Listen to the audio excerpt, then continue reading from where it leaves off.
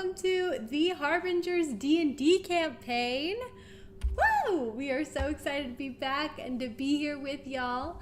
I don't know where Sierra went. Her skin's just so dark. Is that dark on your guys' end too?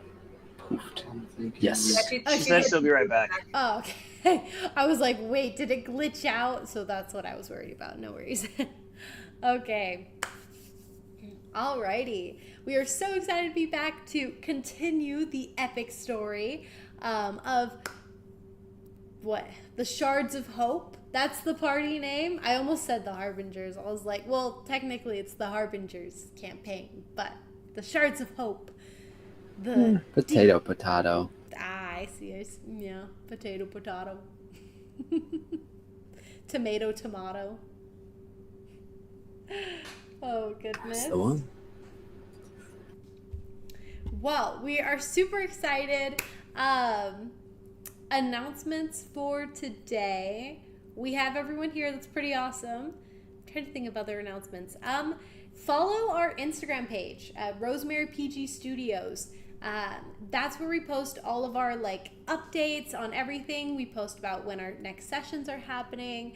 We post pretty funny reels and memes and stuff too, so you want to go check those out. But the reason I say follow our Instagram page is because on that page we're also going to be posting updates to the studio itself. So our different series that we do, our different entertainment series, we'll talk about updates going on with them.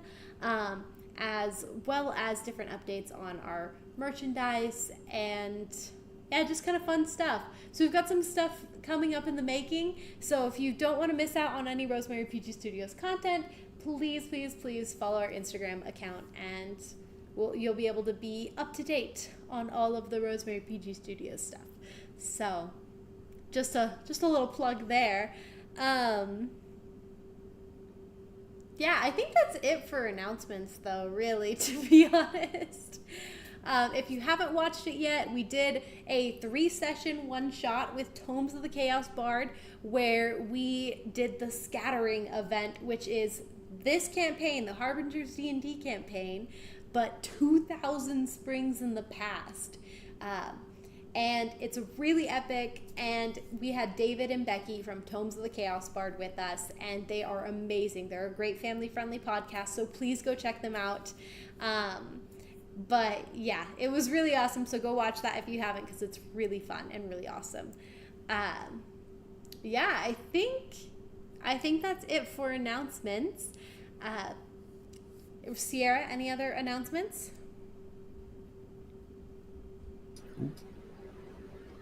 Nope, we're good. No other announcements here. Okay, awesome. Well, without further ado, we're going to go into our recap of last session done by none other than Megan, and then we'll head right into the game from there. All right, so big day last session. So to start off, of course, we're back on the ship, completing our full rest, and then it is into town.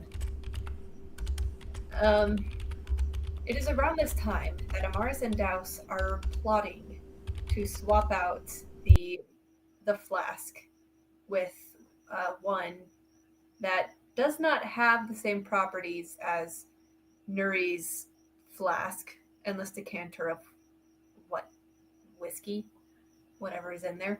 Yeah, something like that. To help her with her drinking problem. So the plan was to bring her to the bathhouse where both Amaris and Douse were planning to meet up. Amaris goes with Nuri to try and what's the word I'm looking for? To have her want to go there, but it is obviously not working. She wants to go and exchange platinum for gold. So we are walking around town when we find out that there are wrens around the town. And after a little bit of study, Nuri has found out that it is because of conflict or aggression that makes these wrens grow. So that was really big step forward, and we tried a few things to try and get them to shrink back and like just any way of dealing damage to these things, but nothing is working, sadly. So she goes and exchanges her money. Amaris heads over to the bathhouse, and both Douse and Amaris have quite the encounters there.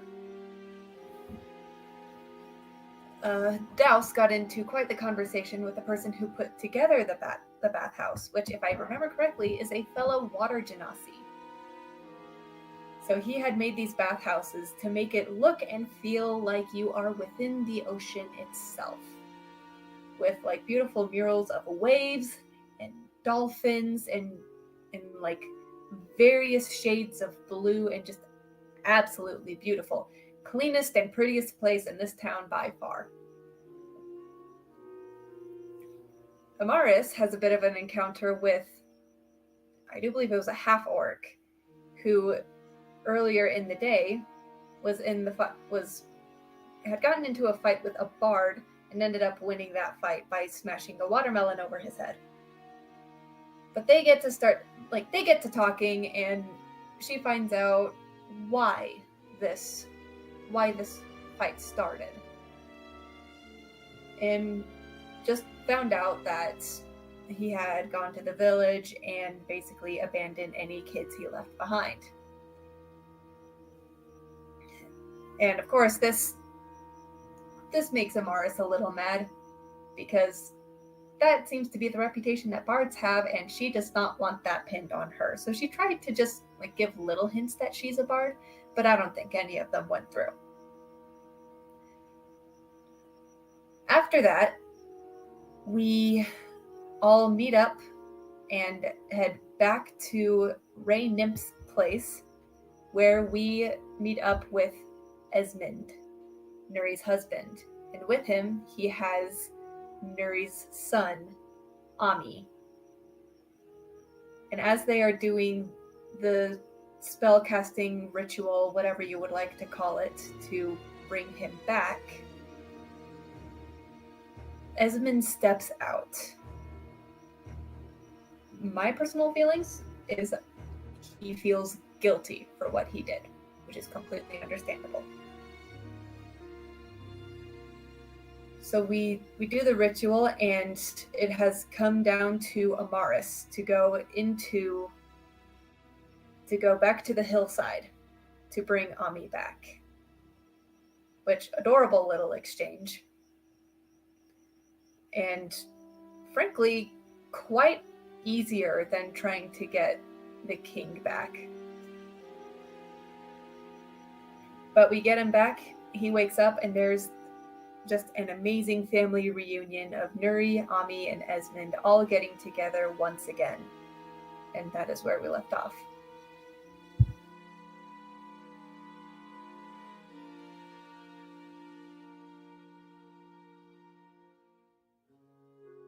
Oh, You're on thank mute. you. Sorry, I was on mute. I forgot about that. It was funny because as I was talking, my husband was telling me on the side, "You're on mute," as you guys were saying, "You're on mute." So it was like, wait. Okay, thank you. That was an awesome recap, and let's dive into the story again. In this moment, Ami has just been brought back to life. Nuri, you're clutching him in your arms. Tears are staining both yours and Ami's face.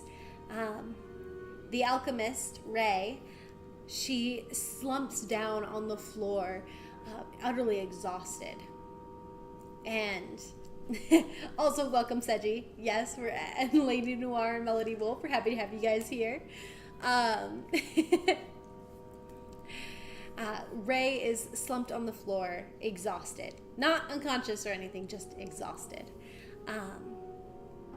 As an eerie quiet settles on the room.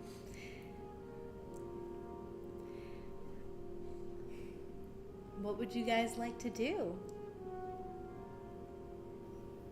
I'm gonna go check on Ray. Okay. So you head on over to Ray, and you see that there's actually like some sweat beading on her brow. And she's just, I always forget how much these spells take out of you. Take out of a person.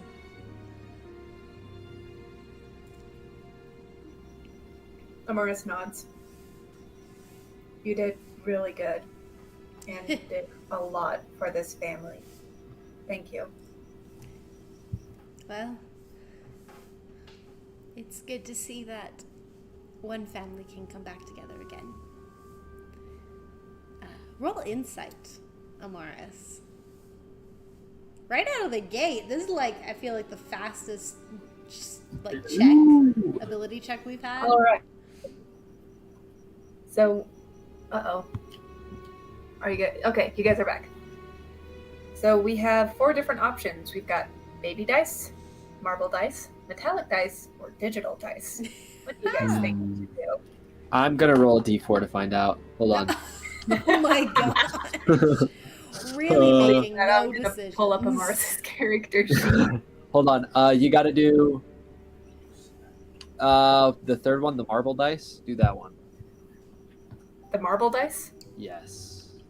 All right. We're doing the marble dice. I got a 3 on my d4. Is This is funny. Rolling dice to figure out which dice to roll. That's Ooh, This is the pretty, marble pretty. dice. good. Ooh. Ah.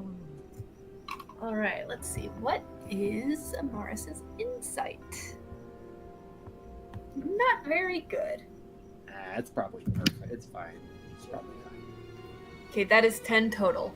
10 total. Okay. What you gather from her last statement, as she said, it's good to finally see a family come together again, at least one family. You garner that she is having a memory, or at least remembering something that seems very hard to remember, as she kind of like gets this glazed look over her eyes, and just looks on at Nuri, Esmond, and Ami. And I'll say your eyes are particularly drawn towards her mask. If you all remember correctly, she is actually wearing like a half mask, kind of like Phantom of the Opera style, but it's all colored on and drawn with little flowers and little smiles drawn on it.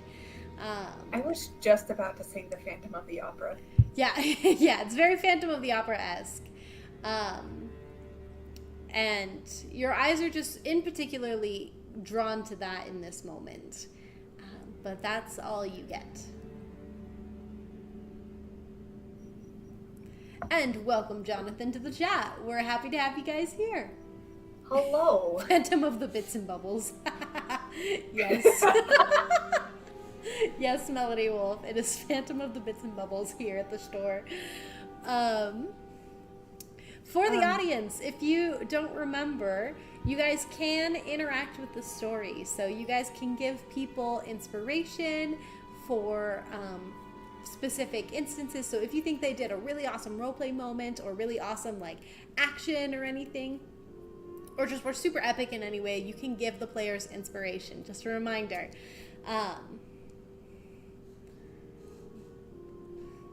Alrighty. Okay, I don't know what's happening in the chat, but okay. Welcome, Professor Foghorn. Yes, yes. Alrighty. So, throughout this thing, it kind of works out that I actually, like, disconnected at the end of last session. Because that's probably how Dusty felt to be around as soon as Esmond showed up.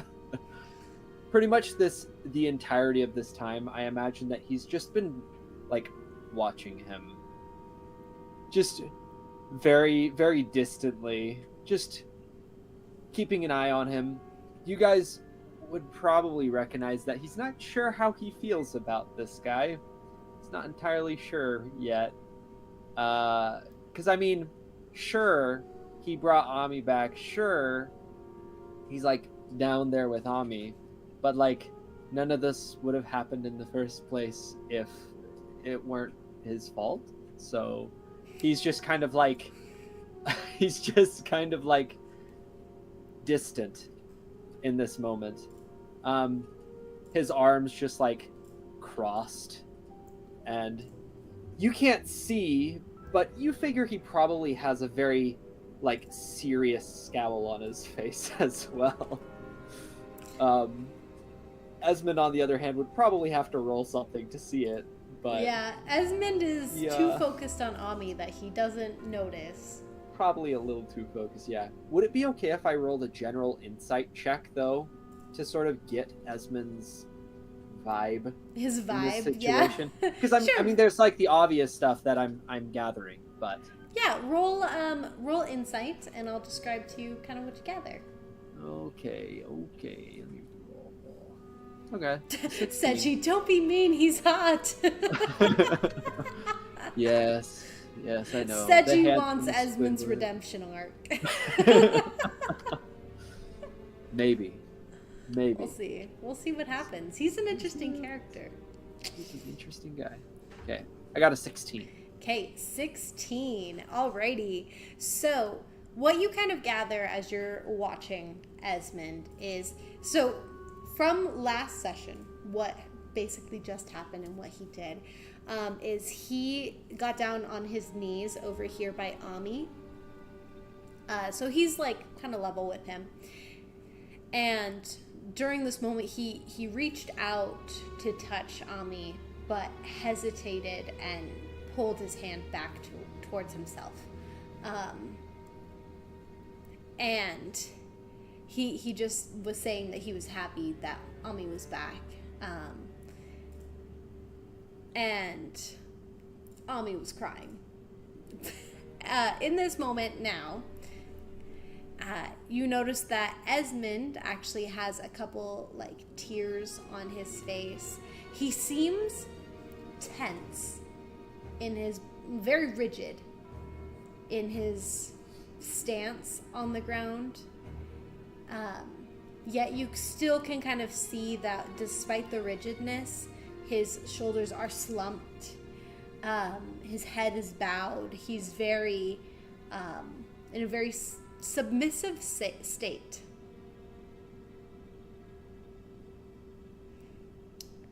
What you can kind of like gather is that he seems very remorseful in this moment, and with the fact of him pulling his hands away, you can kind of assume what you will in that moment, but it doesn't seem like he trusts himself.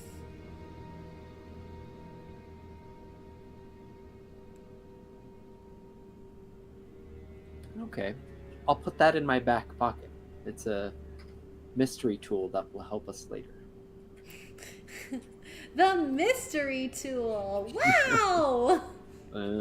Gonna need it sometime. Exactly. And so, sorry. Oh, I was just gonna say, so Dusty and Douse, you guys are in the same room right now, looking kind of down on the Tamaron family, or on the rest of the group in here. Douse is just giving them space. Okay. Because he realized the situation, he doesn't want to intrude. Makes sense. Nuri? So Nuri is going to kind of try and cover the fact of what Esmond just did. So Ami doesn't feel rejected or anything. And is just going to like immediately hug him again. So like he can't really see. Just kind of like poof, envelops him and just like kisses the top of his head. And then like we'll like pull back. She's also like kneeling next to him. And we'll have his face kind of directed towards her. She's like, "Oh, I'm so glad you're back. Are you hungry? You look hungry. We should get you some food." And then she's going to kind of like pull him to his feet and like pick him up As if in response, his stomach does growl. But he seems like, as you kind of like pull him to his feet, he seems very shaky on his legs. Yes. As so if he she hasn't does used them carry in 2 years.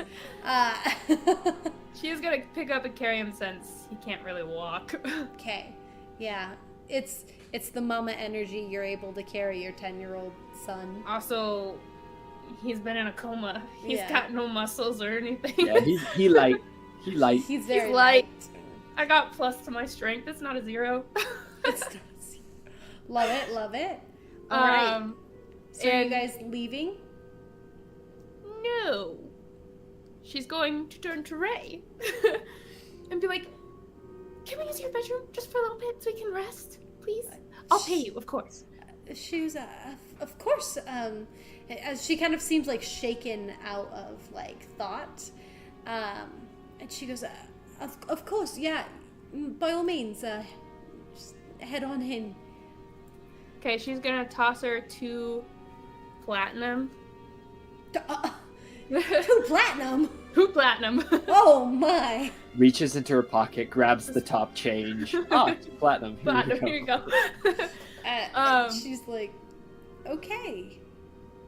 And she's gonna take Ami to that like bedroom area. Let's see, It's over on the left. Well, I'm too zoomed in. I don't know. Okay. Also, real quick, Seiji said exactly what I was thinking. Gotta get Ami all the birthday gifts that he missed. At least 2 years worth of birthdays and holidays. That's the whole thing. Yeah. What? That's a lot of birthdays and holidays. Let's see. Yeah. That's the entranceway. This is her office space. So this is the bedroom, right? This other entryway? Yeah, It's like a storage bedroom. Yeah, the bed Okay. is like really not anything too magical. It's got like some animal furs on it, and straw. Okay, So- she's gonna start walking that way, and then as she passes Douse and Dusty, she's gonna be like, "Do you have anything fresh, Douse?" Let me check my bag. Start ruffling through his wonderful bag. And be like, let's see. I got eggs. No, those are raw. I got some apples. I can go cook something if you want. I got a lollipop. Yes, a lollipop and an apple. Yes, apple first. Gotta Alright. make sure he gets his fruits. I'll see if I can make some like kind of plain food. I don't think he's eaten in a while, so I don't know how. I'll go upstairs and start cooking. Well, Thank there you so is not really like, there's an alchemy place in here, but there's not really like a cooking spot. You guys think that it may be better to return to the ship, if you wanted to like make food or anything. He's unaware of that, so he's gonna, at least at this moment, he's gonna go upstairs and ask the lady Granny, if she has if Granny has a place to cook up there. she'll go, "Oh yeah, you can use my kitchen." And when you look in the kitchen, it's like a tiny little like Harry Potter closet. And it is a sink that is covered in, you have no idea what. There's a little pot that is currently sitting on top of like a metal. It's on top of these heated metal what's the word? A placeholder where that allows for space for like a fire to be built beneath it. So a little like cooking pot, but that cooking pot is just like covered in you actually don't know what it's covered in, but there's green, there's pink, there's purple. The floor is splattered with like caked colors. Yeah, Dallas takes like one look at this and he's like, on second, I actually don't know what I'm gonna cook. I think I might need a bigger space depending on what I'm making. But thank you so very much. Okay. Good on you. he's distinctly trying to avoid saying anything offensive about this tiny kitchen. She goes, I'm gonna go back to labeling potions. All right. He'll go downstairs, let the people know that he's, I'm gonna probably go shopping for some stuff real quick to get like an easy meal for him. I did not think about this, but I'll meet you guys back at the ship. Yeah. Were the gold coins left in the bathtub after the spell, or were they used? Let me see. I'm looking at the spell real quick.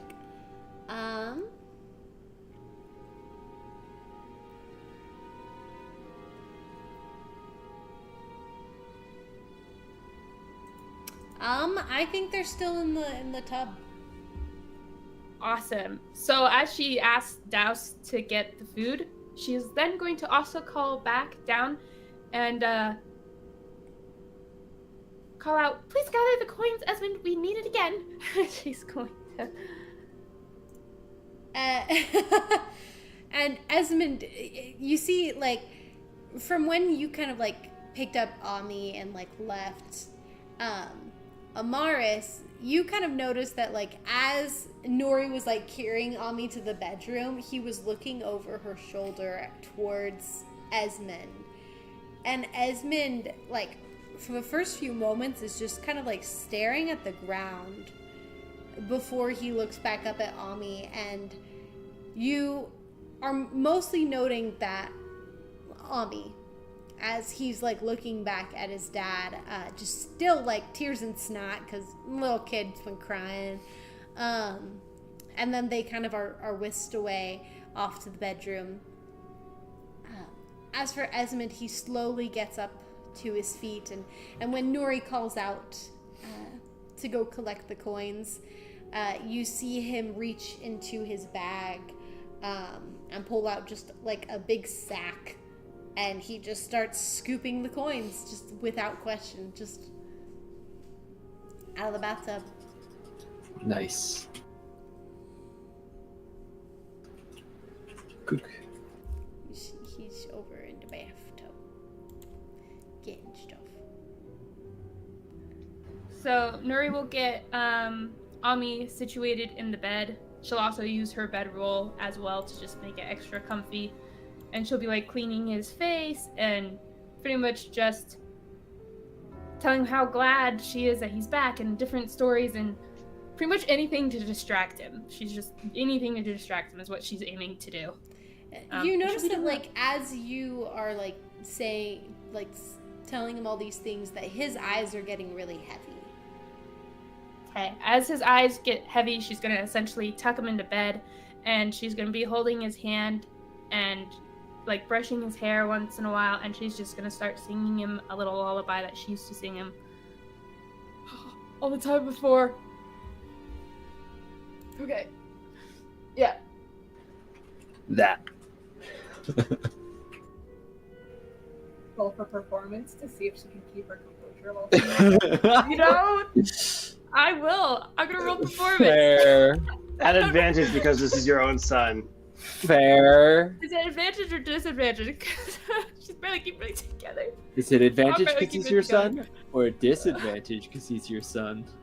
Made of Maybe it's candy. I'd say advantage because he already likes you. Yeah. Yeah. Okay. Sorry, for some reason my Well, if we're stream doing- chat is not showing up on here. If we're going with the advantage, then it was a 21. If we're going with a straight roll, then it's something else that I have not rolled. So performance for singing to him? Yes, just singing to him. Why exactly were you rolling with advantage? That was just Because joking around. It's her her son. He already likes her. he's gonna like anything she sings to him. Or it's disadvantage because she's barely keeping her composure, and then it's a 6. But if This we're is- going with the straight roll, it's This is super sounding like a higher 15. low. This is super sounding like a higher low. This is. I mean, it is your character. High or low? All right, let's go higher low. I'm excited. Low. It is disadvantage. Okay. Disadvantage. It's a 6. She's like, her voice is quivering. She is barely keeping back the tears as she's smiling at him, but she's very much emotional. So it's not your greatest performance. No, she's very sad. You don't think that it was a very good performance, no. She knows that, but she's still like, I love you so much. Yeah, you're still singing, you're still going, and you feel Ami squeeze your hand, and you just see this like smile, this little smile on his face, and he goes, and you just hear barely, just above a whisper, he goes, "Don't leave. I'm not going anywhere. I'm going to be right here the entire time." And as you say that, he just smiles again and closes his eyes, and you see very fast falls asleep. Very, very nice. My little boy. Oh my gosh. Okay. Your son!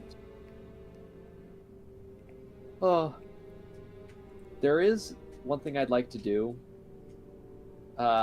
So this is, I guess, timeline-wise, it would be after Nuri, like, calls for Esmond to start picking up the coins. Mm-hmm. Dusty would go down towards Esmond and start talking to him. Okay, as he's, like, scooping the coins in? Yeah. He'll come down and he'll sort of, like, kneel down and he'll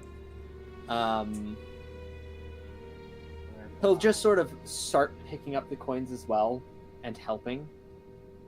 Okay. Without a word at first. But as they're going, he would say, "Hey, we're gonna need to talk."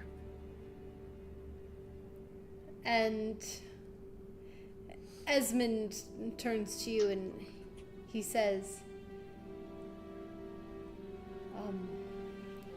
"Yes, of course I assume that you all have questions and, well, friends of Nuri's are, if she trusts you, well, I will answer any questions you all have." Good. I have a lot of questions for you. And he, like, as he's shoveling, like, he doesn't miss a beat at all. He just kind of, like, keeps picking up gold. And he says, "You're gonna have to tell me what happened that night. I need to hear it from your mouth." And he just keeps going. Which night? There's been a lot of nights. Oh. I should clarify. You are gonna have to clarify. The night, he says. The night where you see him kind of get a little, like, red face and a little blushy, like, "I'm not gonna tell you about that night." He shakes his head. He says, No. I'm talking... From what I understand, the reason that Ami was in a coma in the first place had to do with you. You see him kind of, he loses his little half-hearted smile that he had, and he says, "Yes, that night. Well, you see, I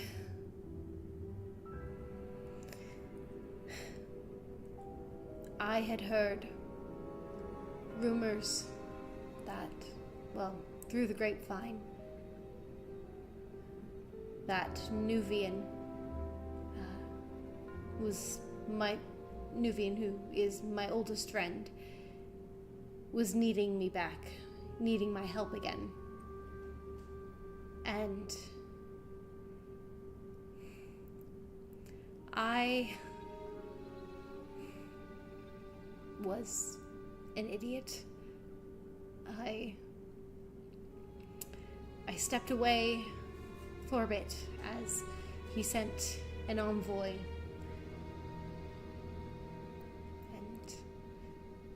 Envoy to come speak with me, and we talked for a bit, and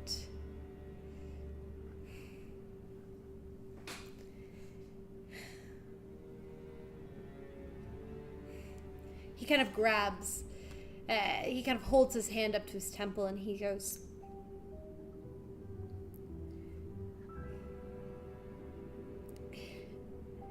"It's not my finest moment. I made a lot of mistakes that night.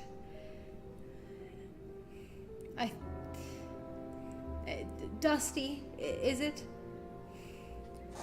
Yeah. I think Nuri deserves to hear this tale as well, and if possible, I'd like to repeat myself only once." Dusty, he kind of shrugs. He says, "I understand. It would be more efficient that way. The reason I approached you in this manner, though, is, I guess, to try and give you a fair chance for understanding. I'm trying really hard not to hate you. It is quite difficult. Nuri means a lot to me. And I just..." And he shakes his head. The amount of pain that you have caused, whether it was on purpose or accidental, or it was a necessary thing in your mind, I don't know. But I'm just looking for answers. So, if you'd like to save it, we can. That's fine. But I just want to make it clear that I don't like you. And he just kind of like, with that, he just goes back to shoveling up gold. You notice that Esmond kind of paused as you were saying that, and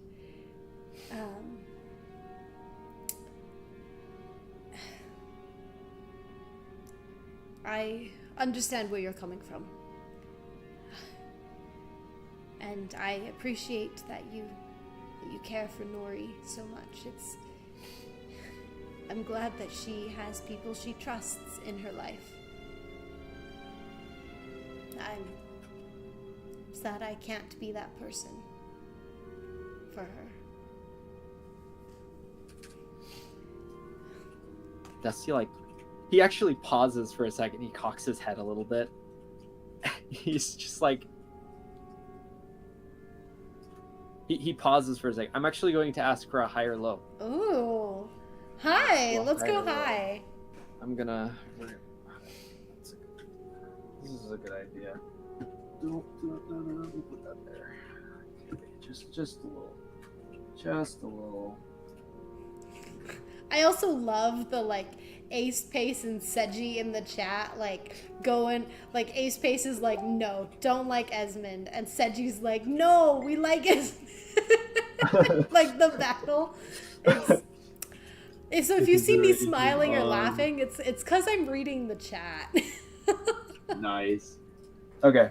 Chat, so Dusty said, "Yeah, Dusty, I have rolled." Dusty, he's just like, he shakes his head. He says, "Oh, hold on. I gotta make this adequately bitter." Give me a sec. I am not used to this at all. Okay, so he says,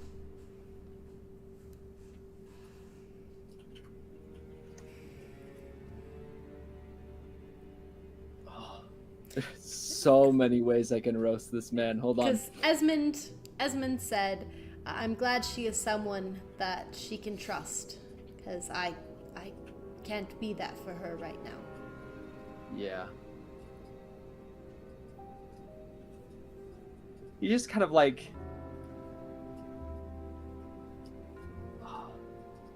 I want this to be so sufficiently bitter. I'm just gonna throw it out. He says, yeah, it is fortunate that now she has people she can trust. Clearly she was unjustified in some of her previous trusting. I mean, you got her kid here. That's something. But I, for one, know I cannot trust you. If by some miracle Nuri decides to forgive you, I'll leave you be for the time being, but I don't know if I can forgive your injury as easily as she might be able to. He just nods and kind of like bites his lip a little bit, and after a moment responds,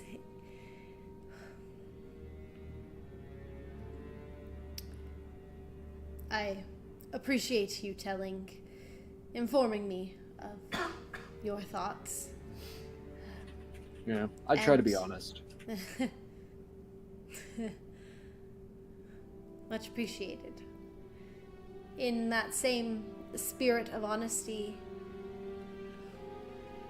I can tell you this.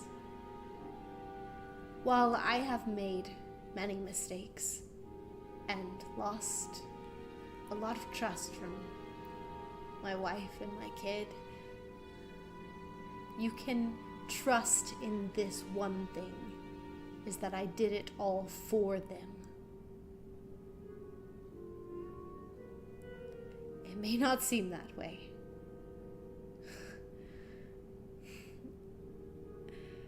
But it is true.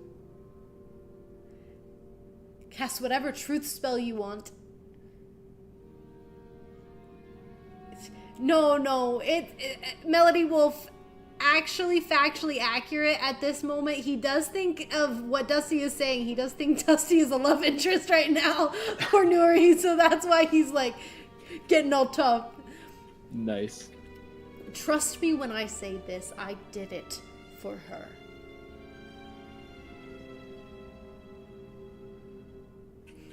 For Ami. I mean, I didn't want them to get involved in this. The people that came that night, they weren't the kind of people you would want around your family. They're the kind of people that would have killed Nuri and Ami the second I turned my back. So I tried to fake their death, and well, obviously that was a stupid move on my part. Dusty just kind of like shakes his head in agreement. He's like, yeah, that's pretty dumb. But if I hadn't done that, Nuri and Ami possibly wouldn't be here right now. They'd be on the other side of the hillside.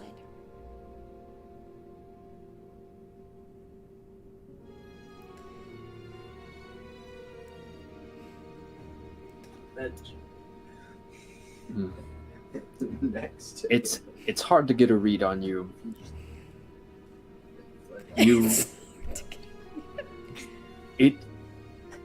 It seems to me that you genuinely believe that this was the correct decision, and yet I can sense that you regret it. It's almost like you don't believe yourself.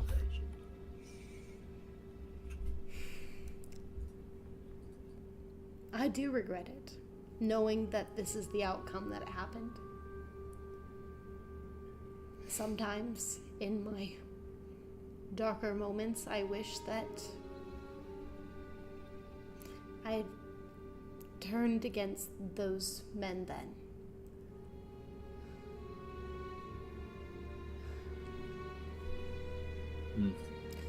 But at that point, I wasn't sure what would happen. If I turned against them, would they kill Nuri? Would they kill Ami? And then drag me back with them?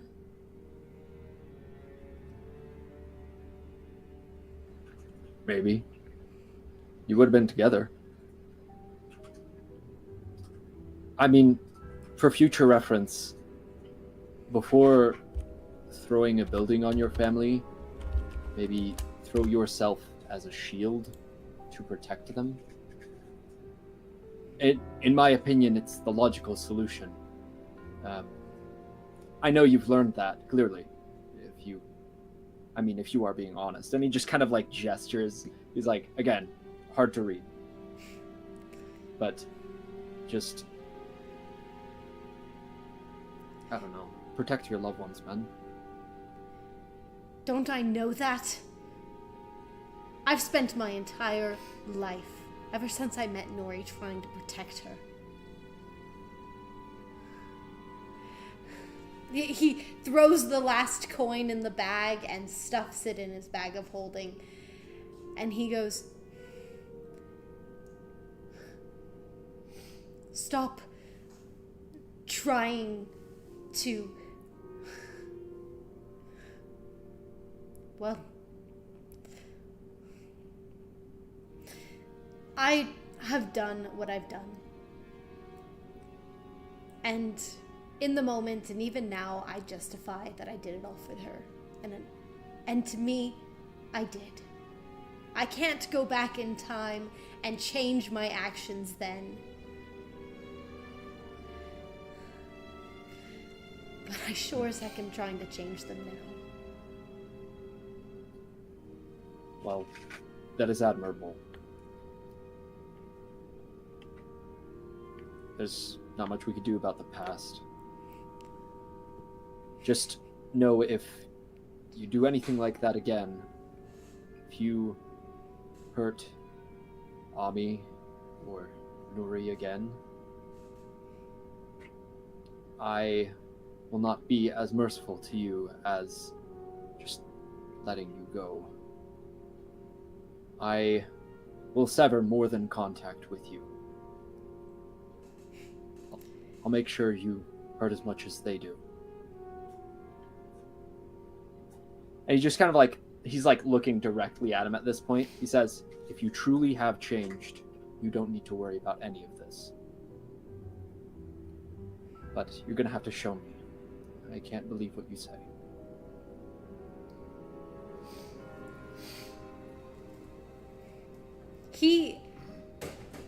You can't really tell what he's thinking, as his face seems very stoic at this moment. But he stands up straighter, and as he finishes stuffing the bag into his bag of holding, and just breaks eye contact from you and walks past you up the stairs. Yeah. Dusty waits a moment, and then he'll follow him up to go be with Nuri and everyone else. Emily, high or low? Oh, high. Let's go high. Melody Wolf says inspiration for Dusty. Yes, Dusty, you get inspiration. Is that a death threat or something less intimidating, Ace Face? I don't... Oh, you mean from Esmond?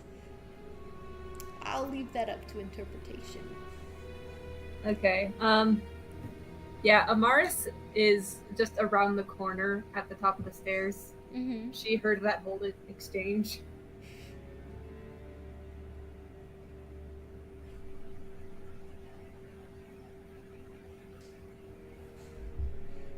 And like she still has her hood and mask up, so like if Esmond does see her, would he recognize that it's Amaris? Well, she did call out, "Hey, Amaris, will you be the one to go in for Ami?"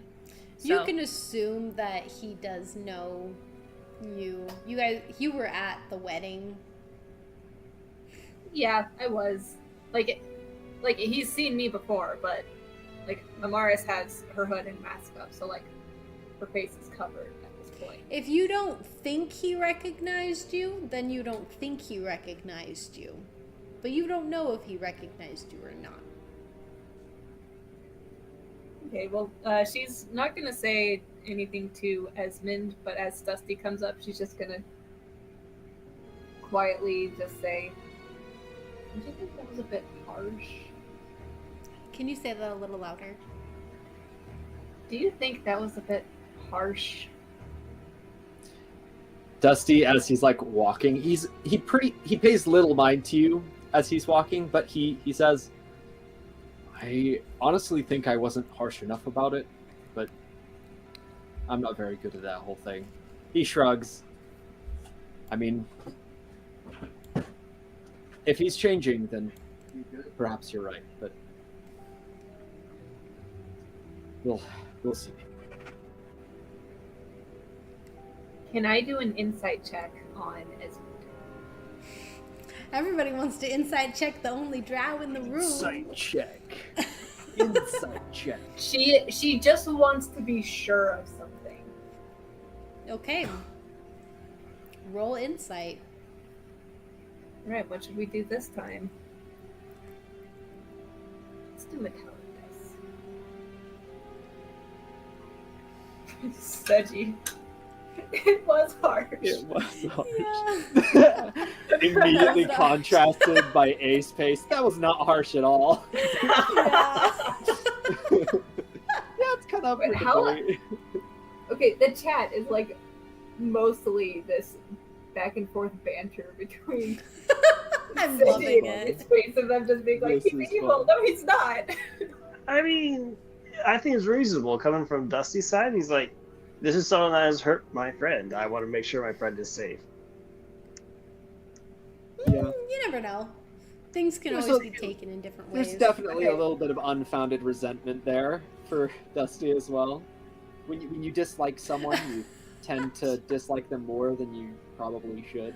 Also, Lady Noir says, DM, can Seji and Ace both get inspiration for this hilarious back and forth? Sure. Nice. Audience inspiration. Fantastic. Yes, Ace, Pace, and Seji, you both get inspiration. For you guys, so you guys know what that actually means, is it means that you guys have a point of inspiration to use for the players in the game. So you can either give like a villain advantage or disadvantage, or one of the characters advantage or disadvantage. Yeah, I think that's pretty much it. So yeah, and you get that for this session only. So, alrighty. So, for that insight check, that was a 5. You got a 5. He looks very stoic as he brushes past you and into the room that Nuri and Ami are in, and you can't really tell anything from him.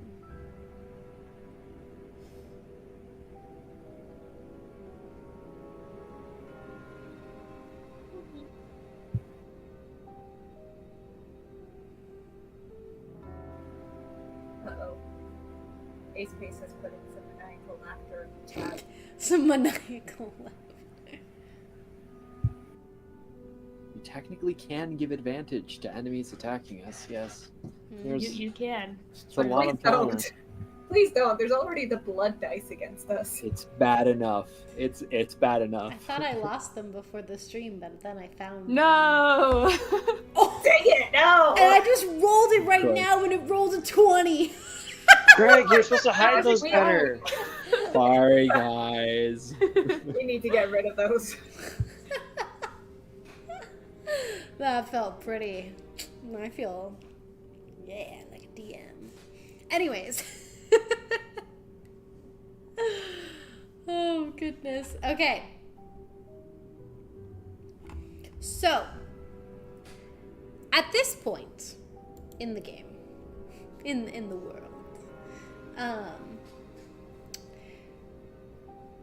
you guys are there for a little bit longer, for a couple more minutes.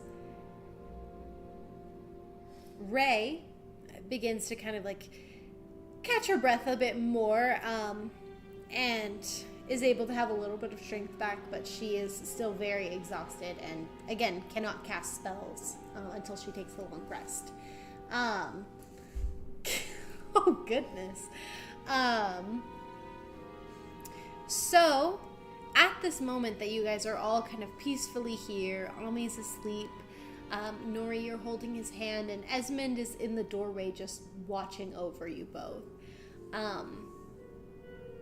Nuri, you can kind of tell he's brooding a bit, at least from like when you guys were married. There would be times where he's like in a broody kind of look, where he's very stoic, and you know this means he's very deep in thought. A lot of the times you would come up to him in the past and bring him out of it, and he would thank you for kind of helping him not ruminate so much on his past and on the darkness that lurked there. But you didn't really know what he was ruminating on. And now you kind of get a little bit clearer of a picture, but still not the full picture. As you guys are here, you feel a rumble in the earth. Oh no. Like rumble, like from the earth, or like coming from a wall, because we're in the basement? No, a rumble or like... from like the earth, the ground, like just a tiny micro earthquake. Just a little shake, like a little tremble. Some like dust kind of picks up a little bit as the buildings kind of shake, and after about 2 seconds it passes. Nuri is going to visibly tense, and she's going to stand up. You see that Esmond is also tense. Her hand is still holding Ami's, and she loses all sense of where she is, except for that she is holding Ami, as she's going to have her words like slip through, unravel around her bag, slip through the trapdoor, and take a look outside. And she's also gonna Houdini's going to inspect the basement, because he can't get out because he's a bird, so he's flying around the basement looking at all the crevices, and that's her mind's there. She can't see anything around her or hear anything. Okay. As you kind of like bring your words outside and Houdini's looking and everything, you notice that there are some people that are kind of like, like what was that? And other people that just completely didn't notice it because it was very small. But everything seems fine. Are there any wrens nearby? Roll perception for that. I'm gonna try my dice. Okay. It's not bad. Dirty 20 perception. Yay. Okay, so with the combined force of your magic words and Houdini, you guys are able to find, you notice that there are the wrens that are kind of in between alleyways and stuff like that. And you notice that the ground is kind of cracking open bigger.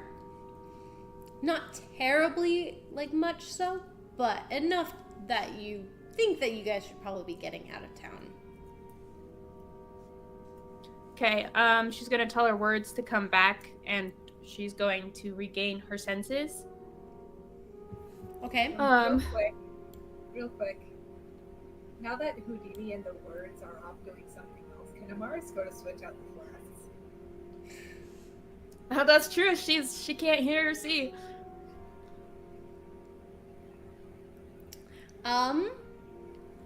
Amaris, you can kind of, if you want to, you can come down into the room.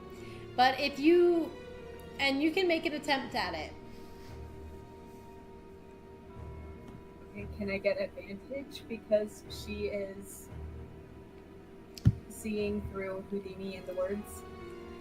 Yes, but you also know that Esmond is in the room. Esmond is in the room. Hold on, I'm trying to figure out how to roll with advantage again. You can just roll twice and then take the higher one. Yeah, that works. There's fancy ways of doing it, but old reliable works as well. Oh shoot, my character sheet is acting up a bit. Wait, here we go. Alright. Stealth. With advantage. First, let's pull up the actual chat so I can see what I roll. We're going digital dice this time. Wait, Nice, so would that nice. be stealth or sleight of hand? Sleight of hand. Okay. She gets a 1, pulls out her sister's limp hand out of the bag. Yeah. Yeah, just like, oh shoot. Oh, I just one wanted to hold your hand. Yes. Okay, so with 17. advantage, that's a 17. Okay. Make a dexterity check for me. Okay. So just Epic. roll a d20 and add your dex. Also, I agree, Ace. I would add, you can certainly try is one of my favorites. You can certainly Well, you could try. certainly try. It's a Matthew Mercer classic. Dexterity, you got a 7. So as you go to reach for the bag, you notice that Esmond is just like almost immediately behind you and grabs your wrist. And he's So like, she feels that and like quietly she's just gonna be like, trust me, you will you're good. sorry, can you say that one more time? She's gonna say this like quietly so just him can hear that. It's like trust me, this is for her this is for her own good. And he's like, he lets go of your hand and he says, you're her cousin. She trusts you. Okay. And then he backs off.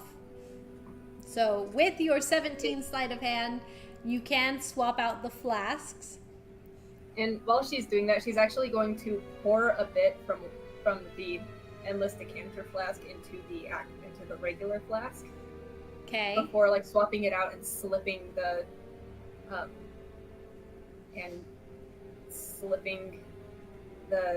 endless decanter one into her own bag. And trying to I want him to roll to see if he hears what Amaris says next. Him to roll? High or low? Yeah. Or like Sure. roll for perception? Yep. Let's do perception. Okay. He got a 21. Okay, so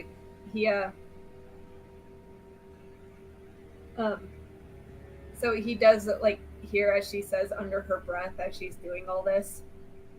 It's like, well, after everything I've been through, she's the least of my problems. As she slips the regular flask into her bag. She's the least of my problems. You notice Esmond doesn't make any notion that he's heard you. She's progressed. Their relationship has improved. Woo! Now she's not a big problem. She's the least of her problems. She's still a problem, just a small problem. Yeah. If she freaks out again, in Amaris's mind, she's not that bad. Okay. Just so you know that the flask of like endless stuff endless, drink is technically still Sierra's item. Now that you're holding onto it, you cannot dispose of it or get rid of it in any fashion unless Sierra out of game says that you can. Just so you know. Right. Also, as she's gonna turn back to Esmond and just be like, not a word about this to Nuri. Here. And Esmond says, actually, you say that, and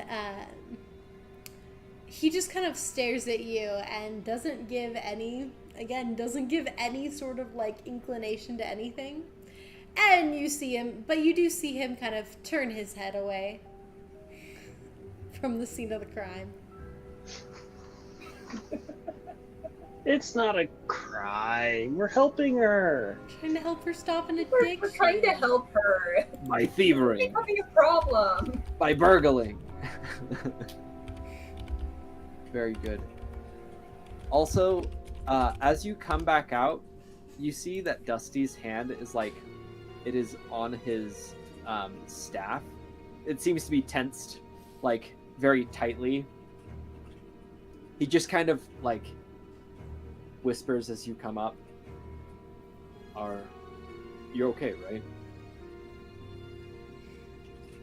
And he's looking specifically down at your wrist, as if because Esmond grabbed it. Oh. That was bothering him. You're all right. She just kind of like flexes her hand a bit and is just like, yeah, fine. Okay. His grip loosens a little bit. Still resting on his staff, but looser now. Okay. Once Nuri comes back to herself, Esmond approaches you and he says, "We should leave this place." Agreed. She's gonna kneel down next to Ami and she's gonna gently shake him awake. Ami. He blearily opens his eyes.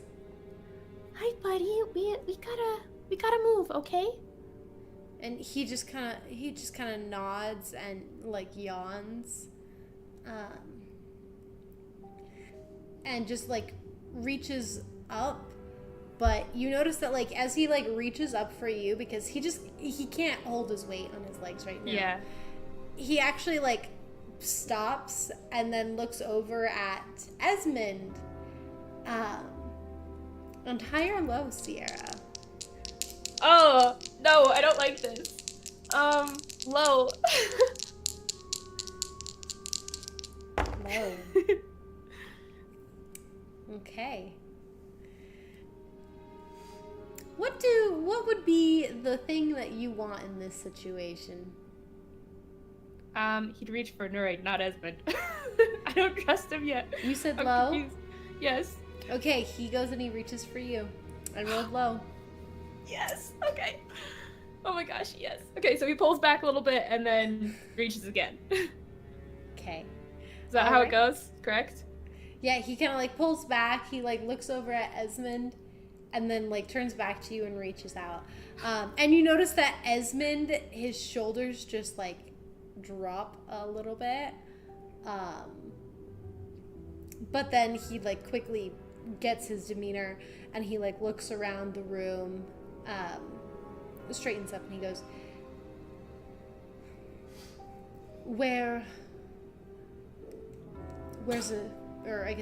do you have a place that is safe? She's like picking up Ami and adjusting his arms around her neck so he's kind of help holding himself.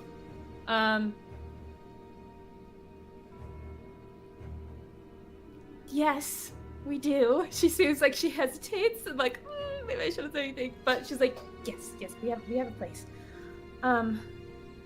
Yes. She's just gonna quickly walk out of the room, kind of turn on her heel and be like, the gold, where's the gold?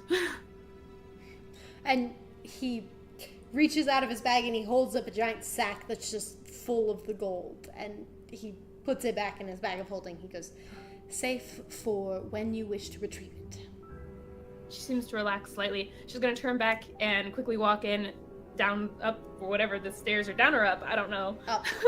Up. She's gonna quickly walk up the steps and be like, we have to go. Not great situation to be in a town with wrens. She's gonna be like, Ray, I think you should come with us. In the granny upstairs. She goes, okay, I trust your judgment. Yeah.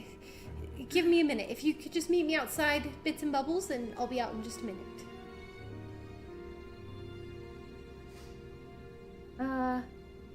Okay. I won't be longer than 2 minutes. Okay. She's then going to look to Dusty.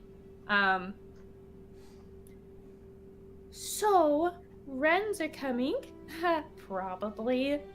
Unless there's something else. She looks to Esmond kind of like, is there?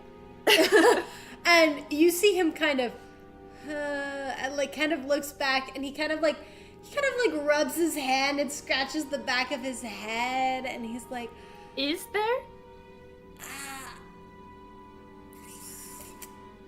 There's something down in the sewers, but like, we don't want to go down there. I didn't put it there, I promise. What is it? A monster. Well, no, what kind of monster? No, dirt. She literally says that as she like pulls on me closer. And he's like, you don't want to know, but it's gross. Let's go. It's not gonna come out of the sewers. Is it a false hydra? No. There was only one of those. We've done that already. We don't repeat. We don't repeat monsters. Oh, you can actually hear from the other room. It better not be a Tarask. And he goes, no. They went smaller for this city. Good. We're gonna have to talk about that as well. Actually, that whole they you just used. We'll talk about it. I know first. It's not looking good for me. I'm sorry. Not at all. It's okay.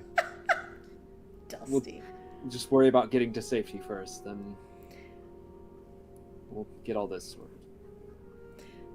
Okay. Douse, also pay 1 silver, and you got all of the supplies that you needed. Mm-hmm. Would he be aware of the shaking at all, or nah? I'd leave that up to a perception check. Okay. That is a nat 1. He is not aware. You're shopping. You're like, yeah, this is fun. Getting my oatmeal. Yeah. The tremors happen. Oh, someone knocked over a shelf. Yeah, kind of a thing. Like, right as the tremor happened, someone knocked something over, and you thought that maybe shook in. Yeah, definitely. Mm-hmm. So, and you head back to the ship. Mm-hmm. Okay. Rest of the group, you guys head outside. As we're going outside, Nuri's going to ask Amaris and Dusty, do either of you have a way to warn people? And like masses, not just running to people, but like something big? Let's see here. If all else fails, I can use haste. But let's see here. I do have dancing lights. I do, yeah. Not particularly.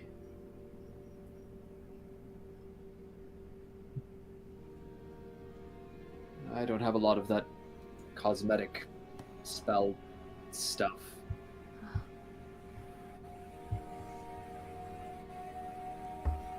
I could use dancing lights, send it throughout town, and like a warning color. Wait, I have an idea. Sorry, Emily, continue. So we're talking about that as we're going upstairs. So when we get outside, what were you going to say now that we're outside? Yeah, now that you're outside, within like 2 minutes, Ray has a big giant sack basically of stuff on her back, and she's also got a backpack on, and Granny's coming out, and she's just like, she's like this tiny little old gnome lady, and so she's very tiny. You know, she's also wearing a backpack, and she's got a little like medieval fanny pack. No, I love that. And medieval granny pack. Yeah, granny pack. That's what it is. And she comes out and she goes, how I've lived for adventure. That's great. Okay. And she goes, and she pats, Douse isn't there. She's gonna pat Dusty on the side on his like wrappings, and just a little light grandma tap, you know? And she goes, bring me to your leader. And she starts walking along. As you guys are kind of like walking along, you notice that Esmond stops for just a moment, and he's kind of like looking around. One moment.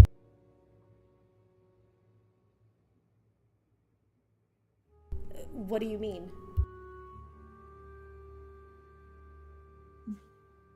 Wait, he says that, or are you talking to someone else? Because we could hear you. He says, what do you mean? I don't like that. Oh, that's nice. That's not comforting at all. How soon?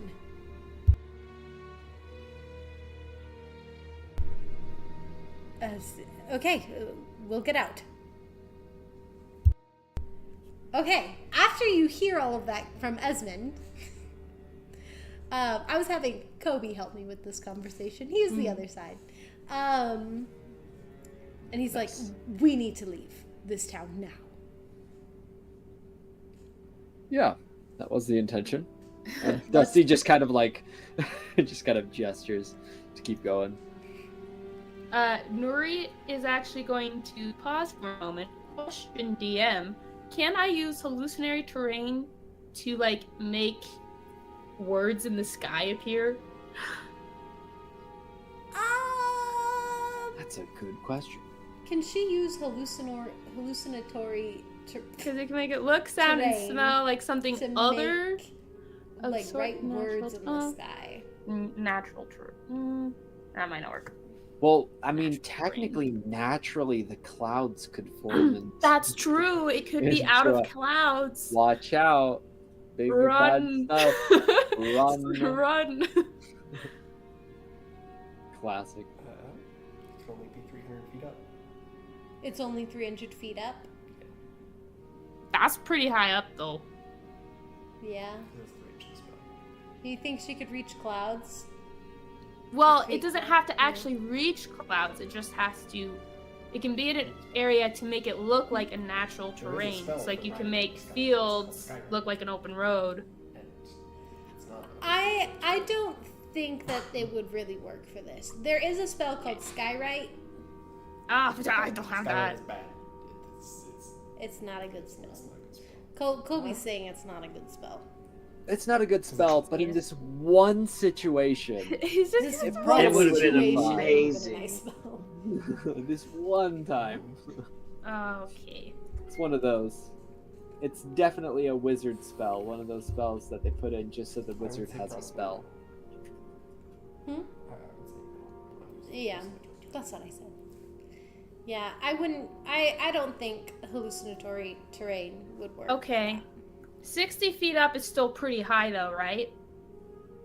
60 feet You up? at least get the next couple blocks. Okay. So, could I do silent image then? 60 feet up? The silent image is more like creating like a humanoid, right?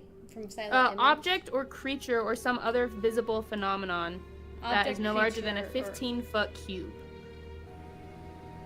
do a giant parrot, and then have it screech out the words. Run! I feel like with that one, it's a little hard. Because also, again, 15-foot cube, 30 or 60 feet up in the sky.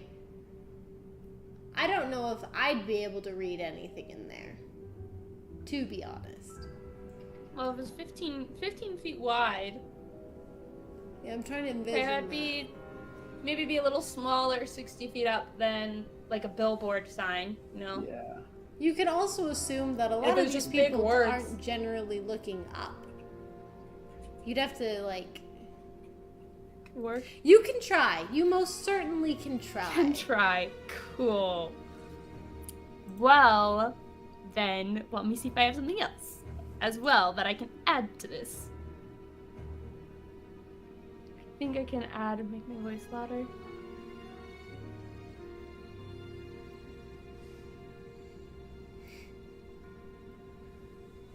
Okay. I don't think this one makes my voice louder. Darn it. Is prestidigitation the one that can make your voice louder, or is that a different one? Prestidigitation. You're thinking thaumaturgy. Yeah, thaumaturgy, thaumaturgy makes your okay. voice louder. Darn it, I don't have that one either. Okay.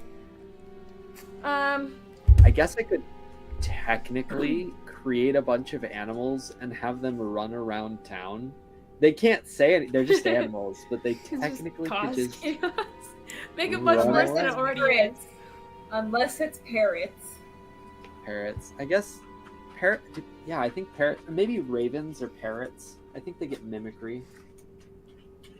Has Dusty ever seen a raven or a parrot before? So are you guys moving as you're talking about this? Or are you stopped? It'd probably be good to. So we were like moving out of town because like once the old lady comes out and like that was the plan, but then Yep. Nuri stops and I want to cast a spell. Yes. And Esmond's like, we gotta go. Don't stop for nothing. So she's gonna stop and turn to Dusty, and she's gonna be like, if chaos starts happening, get him to the ship as fast as possible. And she's going to hand Ami to him. Dusty nods. Because he can become a bird or something. I don't know. I can. There's a lot of stuff Dusty can Yeah. do. So she's You gonna notice hand that Ami to this, him. like, if you look at Esmond, he seems visibly frustrated by this. Dan's reaction. Just the, I can't. I love it. Yeah. Visibly frustrated, Nuri is like, sees that he's visibly frustrated, and she's like, he can turn into a bird. So she's going to And pull he's out- like, What we can need you to do?" leave. She's going to then reach into her bag and pull out her Mirage staff, Okay. swing it around, push it on the ground, and then she's going to cast minor illusion. Was it minor illusion? Let me double check. Silent image. As high up as she can. And she's just gonna make it big red letters, because it's nighttime, isn't it? It is late evening, so yes. Yeah, so it'll stand out. That just says, wait, 15. We want to make it as big as possible. Danger. Run. We'll just see what happens. No. You cast it. You definitely cast it. As high up as she can, and she's like, please work, please work, please work. And as you cast it, and Esmond's like, all right, now let's go. And he's gonna try and, like, usher you guys along. Yep. Dusty will start walking. Wait, what about Douse? Douse is already at the ship. Okay, he's already. Well, he said he was going there. We don't know that, though. That's true. You guys don't I told know. you guys I would meet you there. Yeah, he did tell you guys that he would meet you at the ship.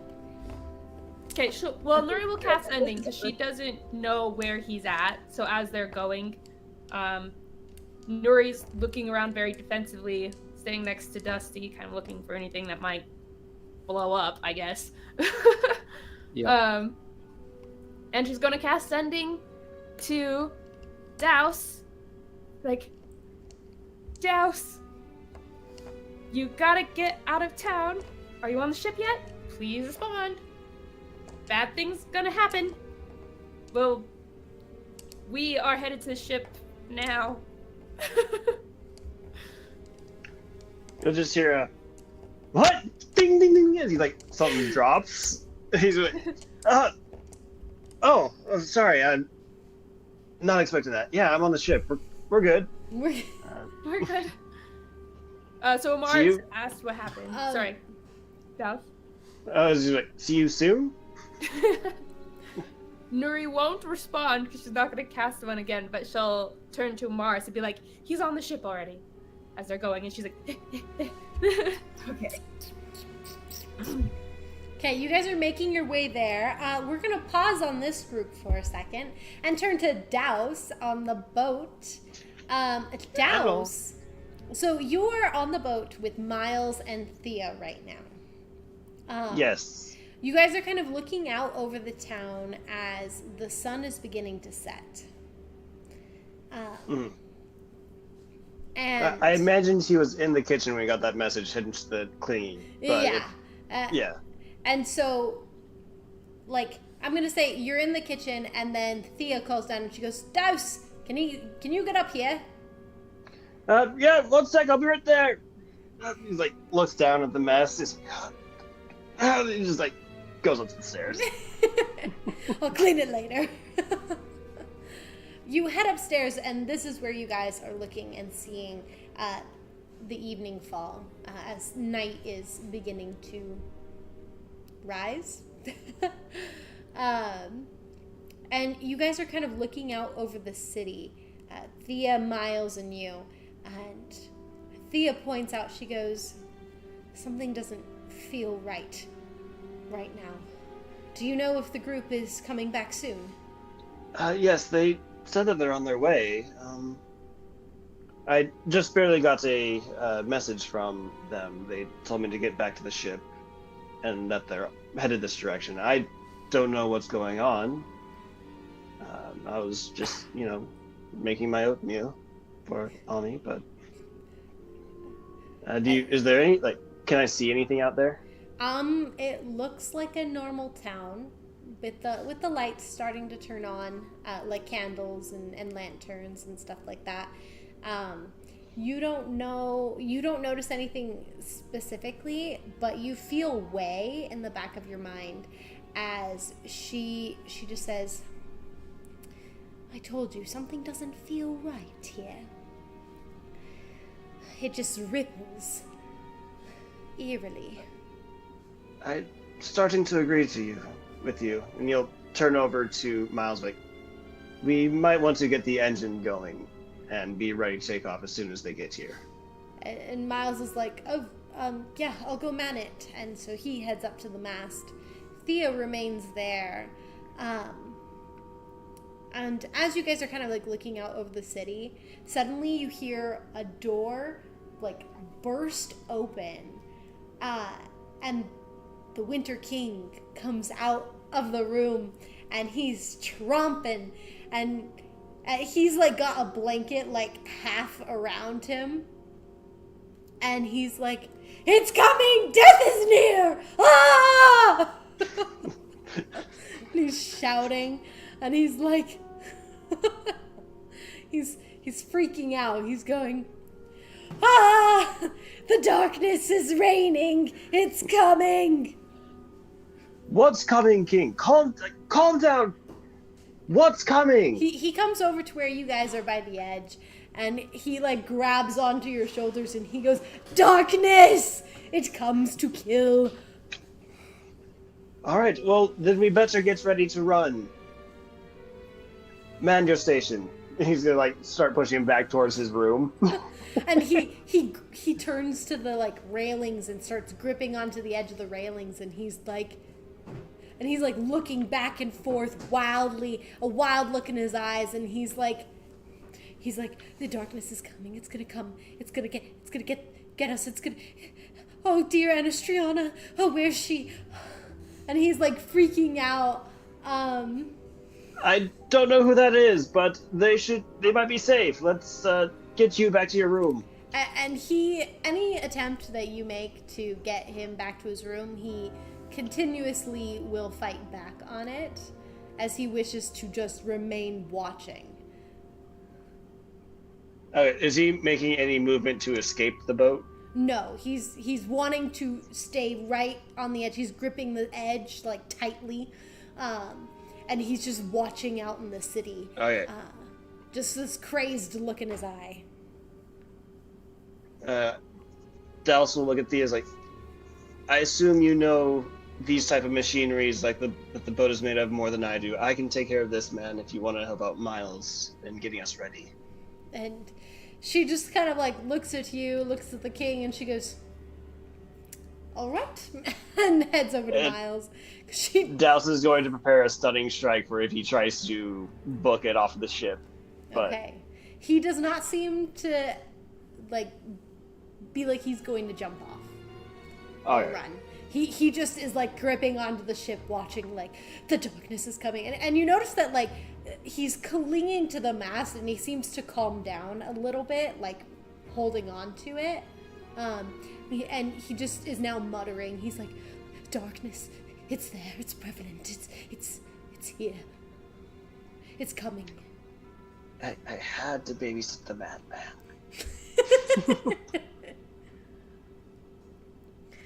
And after just a few more minutes, the rest of the group, you guys are heading through the town.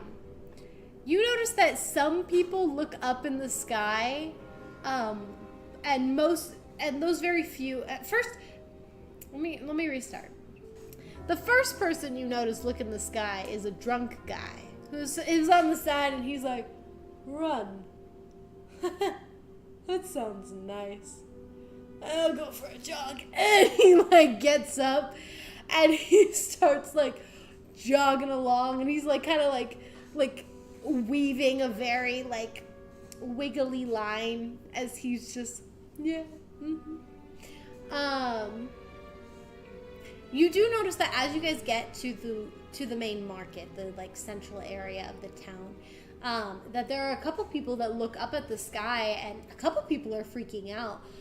So a lot of people are like, danger? Where do we run to? And they're panicking. They're freaking out. You notice that like during this panic, there's a bunch of people that are stealing from a bunch of the stalls, like the food stalls, and like people are kind of running around in all kind of directions at this point with mass hysteria.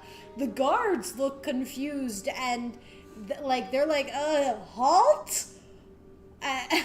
And you notice that like some people like accidentally bump into each other, and like some guys are like get off of me, and then fighting is starting to ensue among people. And Esmond is like, press on, let's get out of here, we need to leave. As they're running past these people, Nuri's... Oh, sorry, Amaris, you go first. Amaris, please. I was just wondering if we passed by that half-orc lady. You do not see her as you guys are passing. Oh.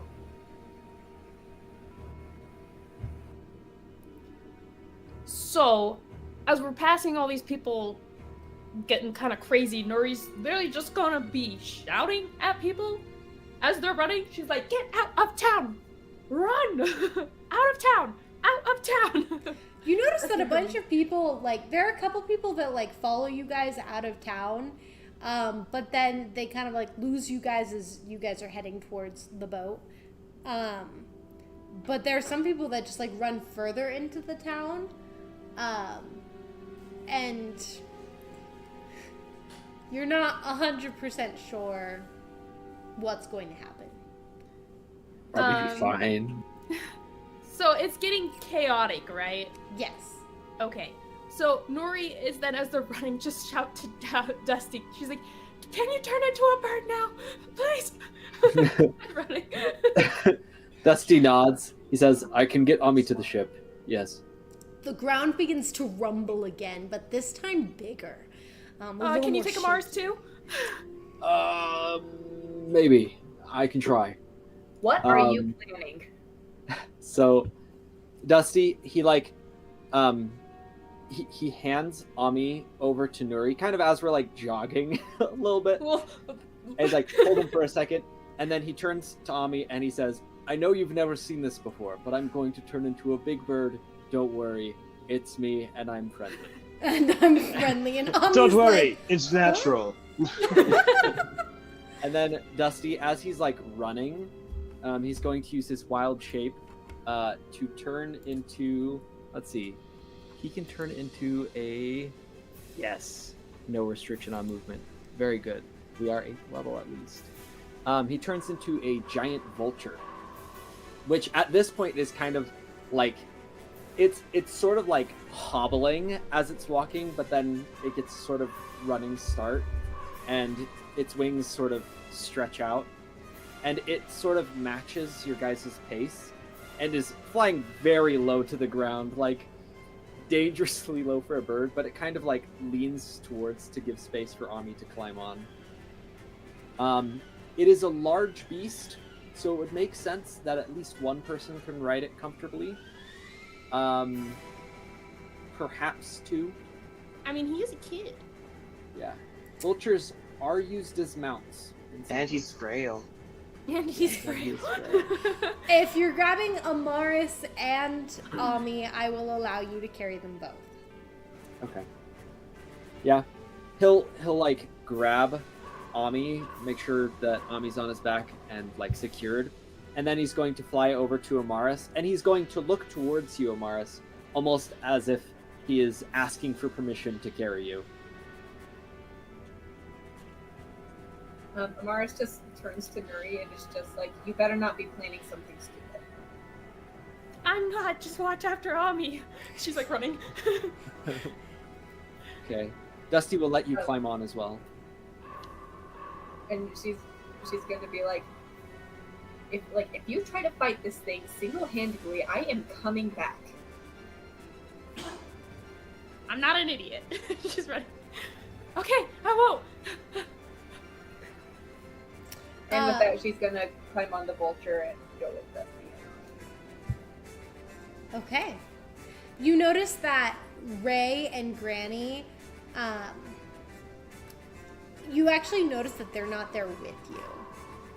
Oh, shoot. At this point.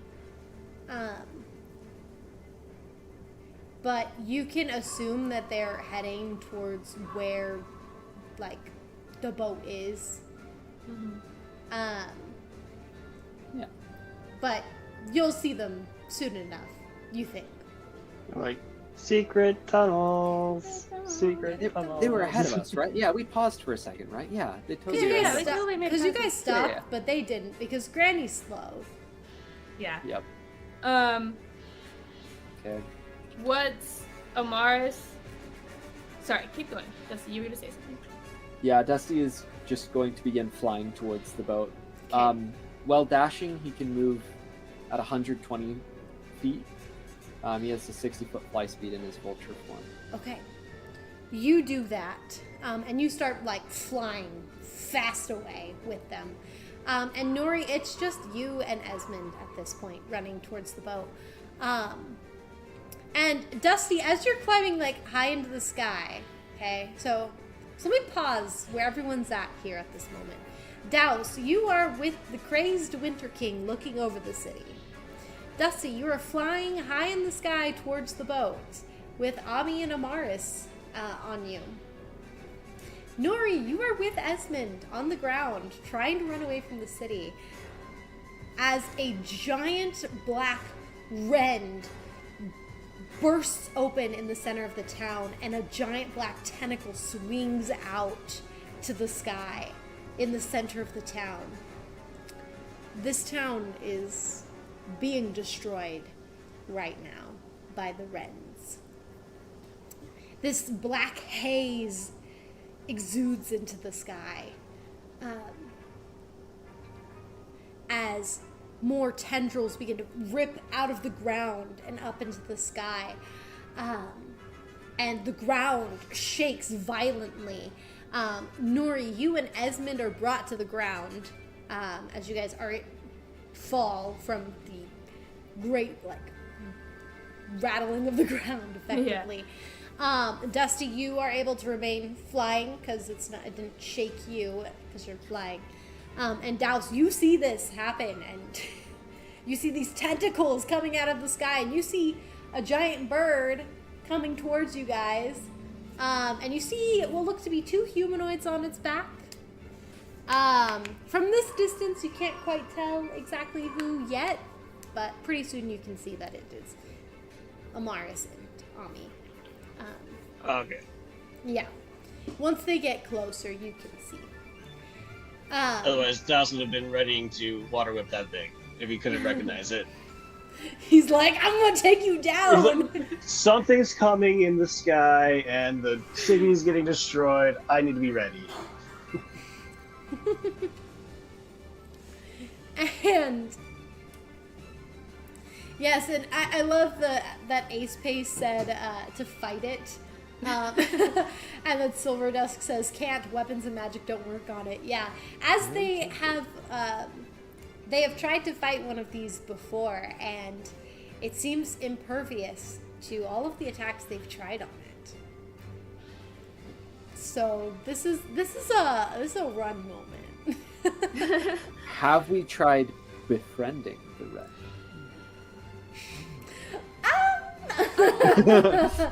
You most certainly can try. Have not tried that. That is true. Nice. So, Dusty, you are able to make it within range of the boat. Douse, you recognize them, and you guys are all able to land on the boat. So Amaris, Ami, Dusty, Douse, you guys are all there.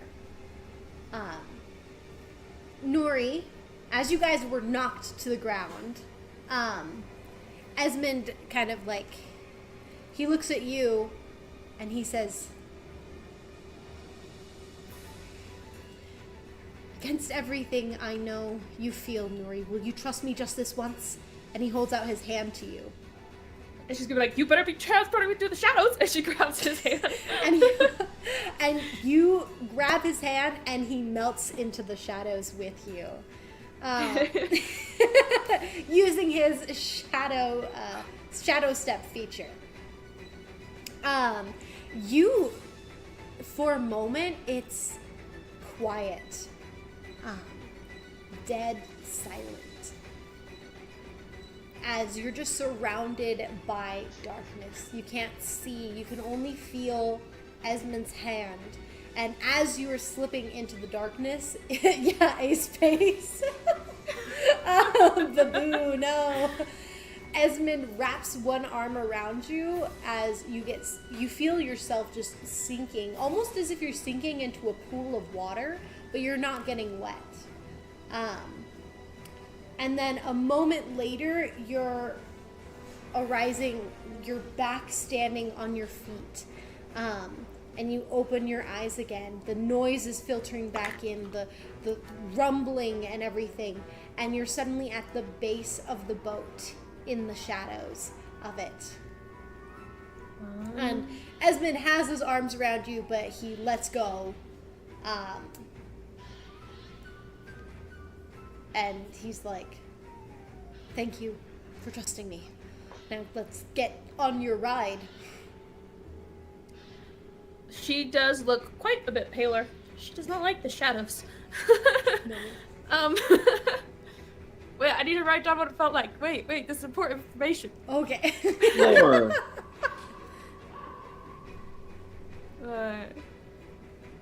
You said it was like going into like water?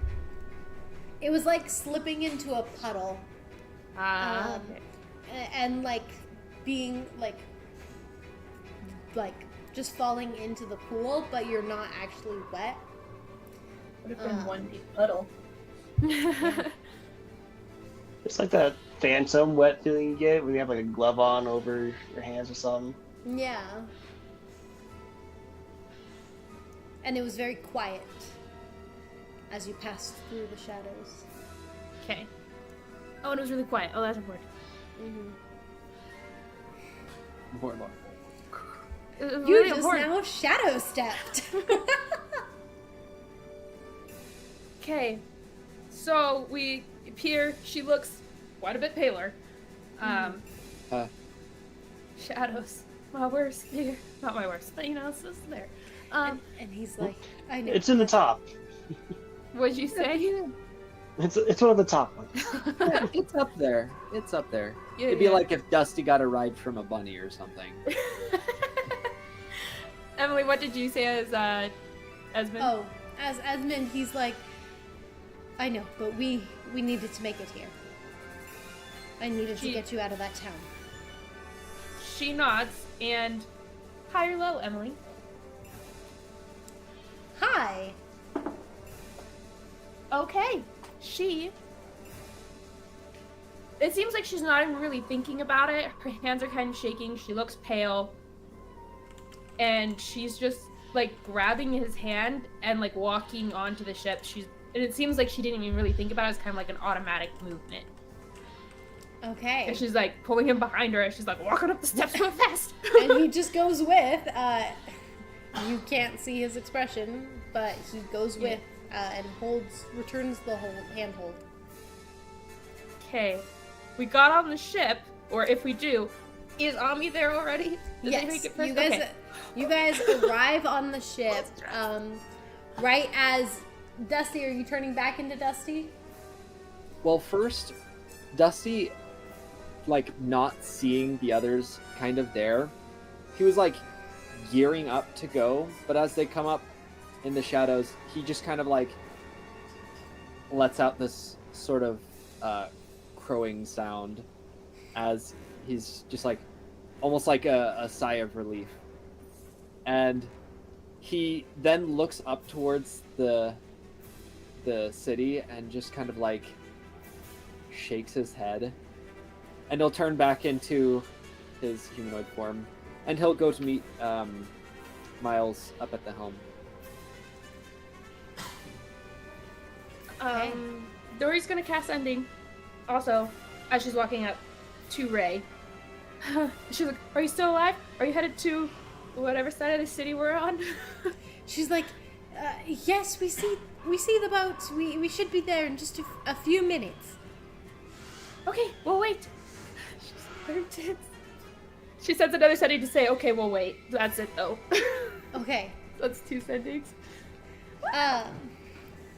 So in this few minutes that you're waiting, you see a 4th and a 5th tentacle come up, and you see buildings being smashed.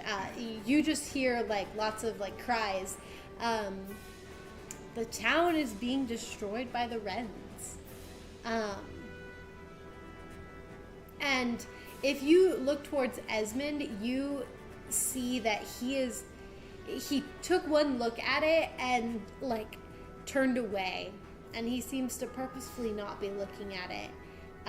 As he goes over to Ami, who is sitting on the ground, and he puts his body in the way of Ami seeing this, making it so that Ami does not see what's going on. And he's like, hey, bud, it's gonna be okay. And, you know, so Ami's, like, eyes are wide, and he seems a little panicked. And in this moment, Ami actually reaches up and hugs Esmond. And you see, like, he goes in and he wraps his arms around Esmond and he hugs him. And Esmond's arms are still, like, open. He's like shocked that Ami is hugging him. And very, very hesitantly, he just, like, very gently wraps his arms around Ami. And then after a minute, Ami lets go, and he lets go, and Ami stays down on the ground. And he reaches over, or, like, he turns to you, Nuri. Ami does, and he's like, Mom? It's okay, Ami. It's okay. We'll be in the air soon. No worries. No worries. She's, like, very anxiously looking out over the edge, and also making sure Mars is there, Dusty's there, Douse is there. When she sees the king, she, like, panics for a moment, and she's actually gonna go grab the king. And he's like, he looks at you and he goes, Anastriana! Yes, my lord. Inside, my lord. Please, No, inside. no, the darkness is coming. I must see. And must watch. And he's like gripping onto the banister. The darkness is still coming. It's not here yet, which I think is hilarious. That's Douse will concerning. just like lean behind the king to look at Nuri and just be like, He's like, I don't know. Amaris is gonna notice how pale Nuri looks, and she's gonna go up to Thea and Miles and ask them if they have any like towels or rags on board. And they're like, Thea's like, yes, down, just head into head into the bedroom, down by in the captain's quarters. There's a bucket of rags. Okay, thank you. And she's gonna turn to Douse and just be like, get that endless decanter of water ready, and she's gonna go get some rags. right. You see a little Just pop. twinkles. He's like, Alrighty. You do so, and after a few minutes of like seeing this town being destroyed, you see at the base there's like a slanted. You guys have like the deck basically put down so that or a ramp. That's the word. A ramp put down so that people can get up. And after a few minutes, you notice that Ray is like kind of dragging along Granny.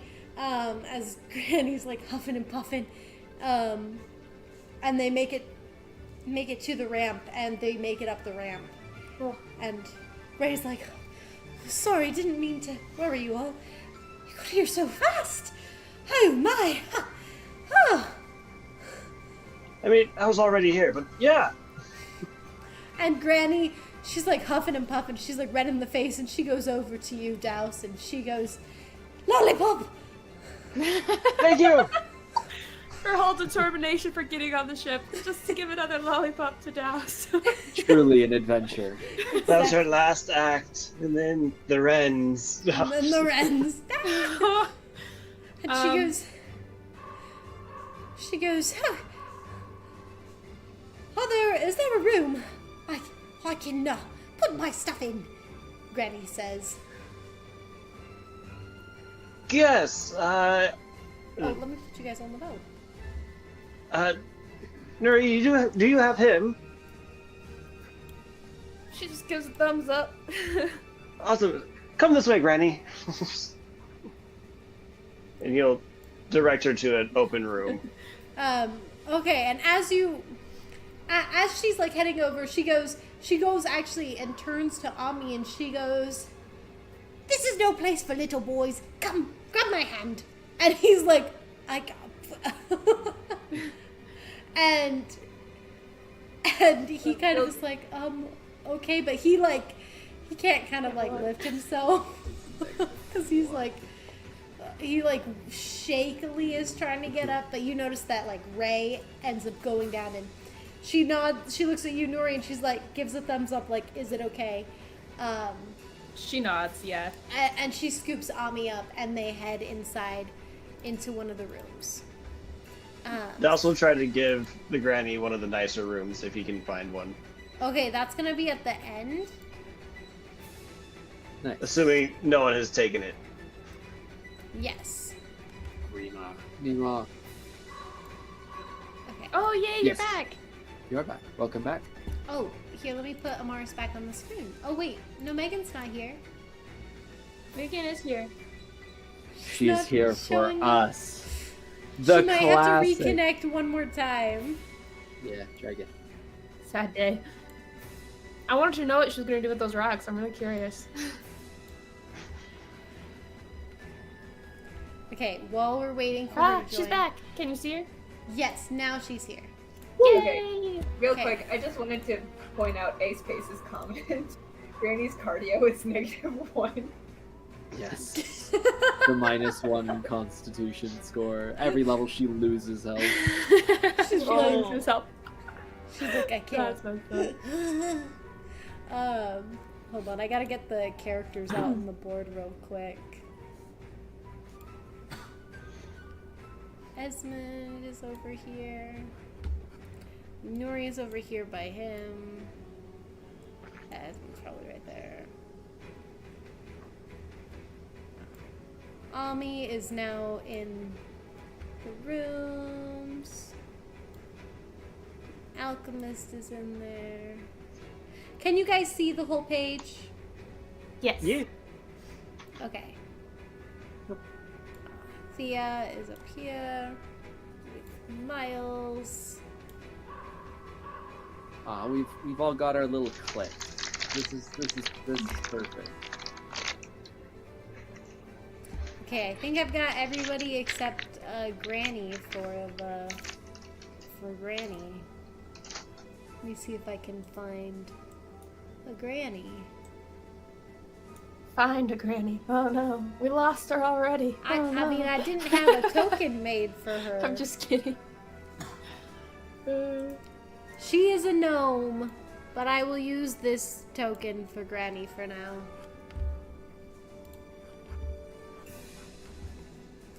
Okay. That would have been funny, Douse. That would have been funny. So Granny goes into the room that you give her Douse, and she, Ray, and Omni will all be in this room. Kind of vibing. Okay. Cataclysm going outside. We're just gonna vibe.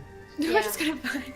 She's like, that's enough adventure for me. I'll let the adventurers take over. And Ray's like, I'm kind of a support character here, and I can't cast spells. So she's like, I'm a rest. And Ami's like, I can't work my legs right now. I need to like work on that. And he's a kid, so he's chilling with Granny. Granny's giving child. him a lollipop. He is child, yes. And the rest of the group over here is on the ship. So now that Ray and the old lady are on the ship, Nuri's gonna go over to the ramp and do whatever we need to do to pull it up or Yeah. something. If it requires 2 people, I'm assuming it does, because it's a big ship, right? Yes. Esmond is going to help you bring it up. Okay, so as soon as she like goes over to it, she would just shout, like, Esmond! She wouldn't say any command or anything, just shout his name as she starts trying to pull it up. And he immediately comes over and helps you bring it up. Okay, that's what they're doing. Very good. Don't know what Amaris or anyone else is doing. So the ramp's Dusty, over here. as Dusty kind of goes up here, he sees Thea. Is Thea looking down towards Esmond? Does she notice that he's here yet? She actually doesn't notice yet. She is like focused on getting the bow and like doing what Miles needs her to do, kind of a thing. As Miles is like revving the engine effectively. This is very cute. You have the two couples. Wow. Yeah, this is nice. So Dusty, he's basically going to come up and he says, "I'm here to help." Basically, we're back. He's like announcing his presence as he comes up. Okay. And specifically, at some point, either right here or during like doing some actions, he'll turn to Thea, and he'll actually like hold on to her for a second, and he's going to say, "Okay, now we have a new person on the boat with us, and you will." Just listen for a second. Focus for Another person. Yes. And you don't like them, and I know you won't like them. They're another member of the Winter Court.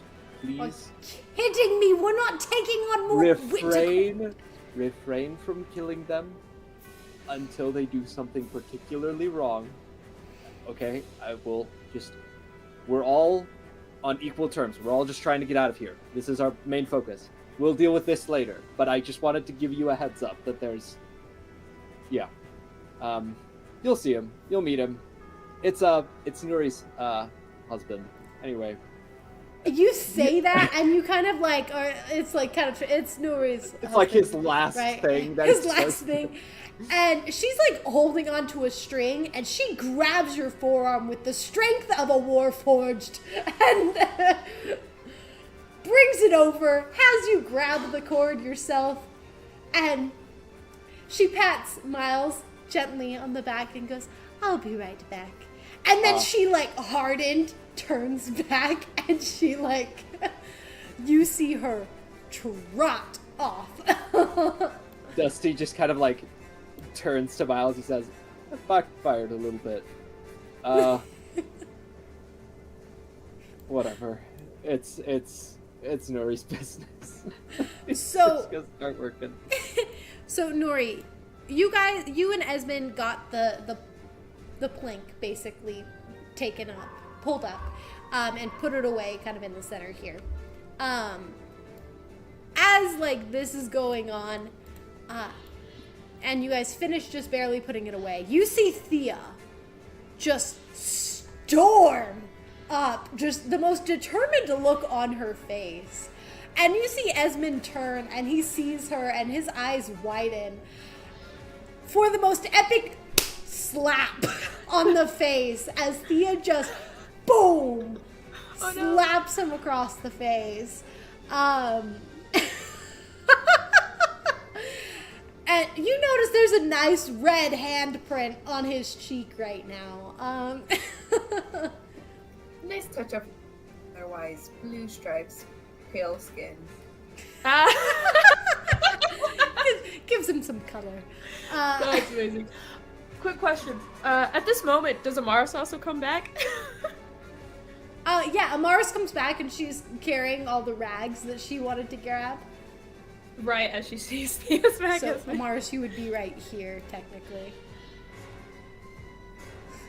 As you guys all just see the slap and hear it, the fine crisp, you know, just so nice. Ace Pace is happy about that move. Ace Pace is having a fun time. As Thea is like, she goes, you show your face after, and she turns to Nuri, how many years? She, high or low, Emily? Hi. Okay.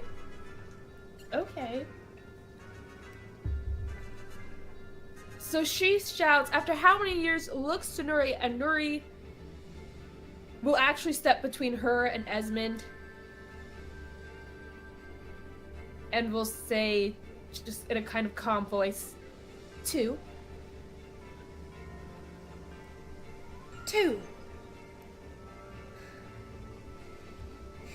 And she notices you kind of like stepping between them, and she's just,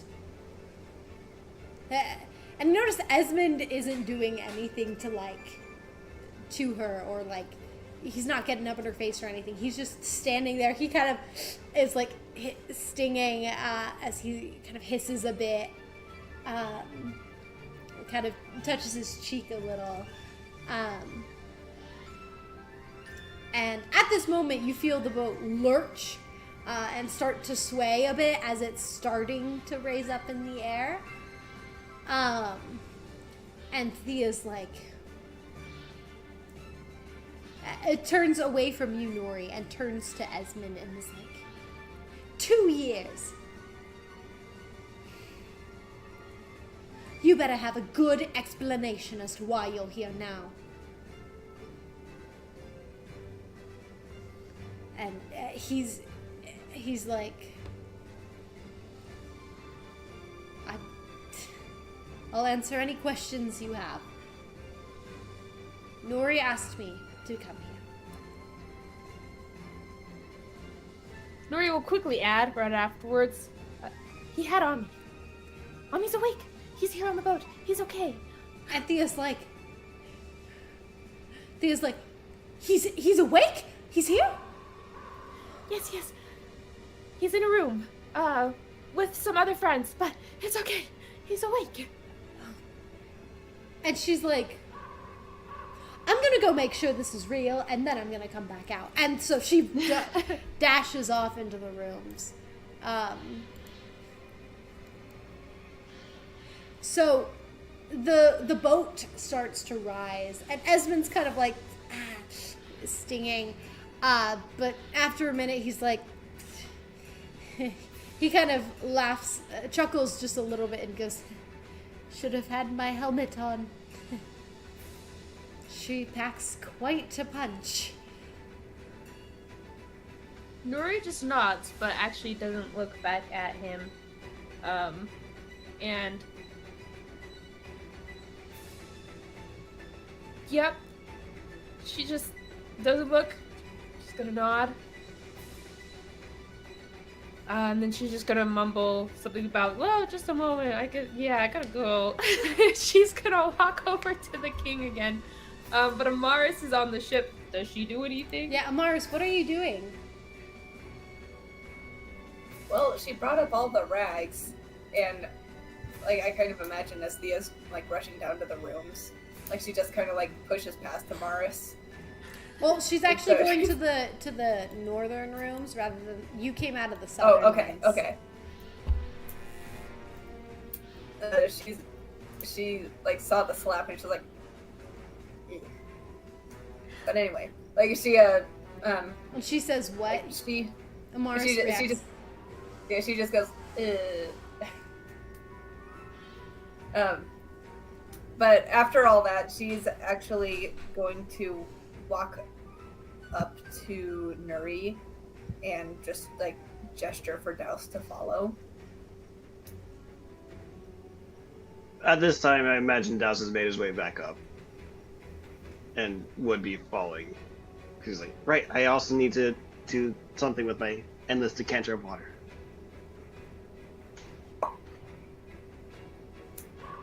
Exactly.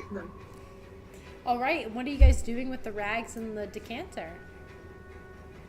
So if Nuri is still looking, like, pretty pale from traveling in the shadows, so Amaris is actually going to try and convince Nuri to, like, sit down for a sec. Okay, so you come up to her after she's walked away, not very far, because I mean he's right there, from Esmond, but she's gone to the side of the ship and is trying to coax the king to go back to his room. She's like, my lord, we're flying away from it now. He's kind of like pushing you away as he's watching. My lord. Yes, my lord. My lord. Okay, so Amaris, you come up as she's doing that.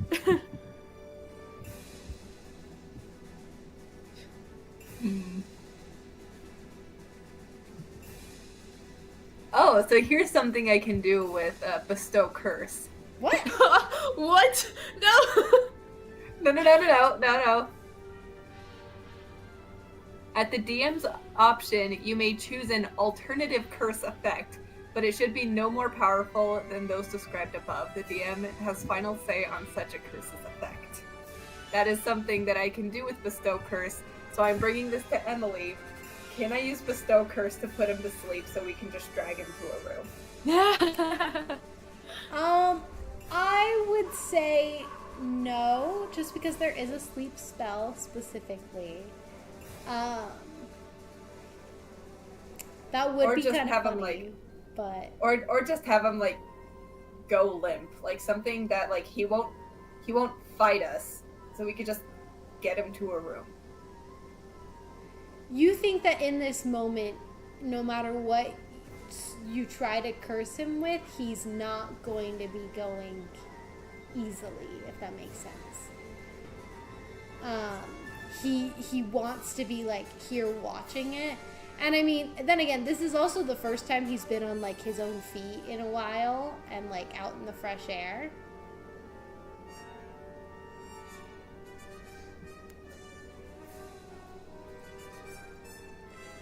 So, like, this could be good for him, like, getting some fresh air. I mean, I'm just throwing ideas out there. But pause real quick, as at this moment, 5 more wrens burst out, but this time not from the center of the city, coming from the city and directed towards this DM code leave NPC alone. Nice. I find it so funny how all the chat is reading into my DM code. the DM code. Write it down. Take notes. As 5 more of these big tentacle wrens appear out of the ground, and they are coming towards the boat. This whole area around the city is corrupted with the wren. You just see these inky black tendrils. So imagine, let me put a little drawing on the board. So imagine the city, this city is in the circle, right? And your boat is over here. You guys see that? Okay. Yeah. So the wrens have kind of covered the entire city. And now just one big line is heading towards you of it. Oh, good. Does that help describe what's happening? Yeah, that makes sense. Basically, we gotta get out of here. As the kids say, we must skedaddle.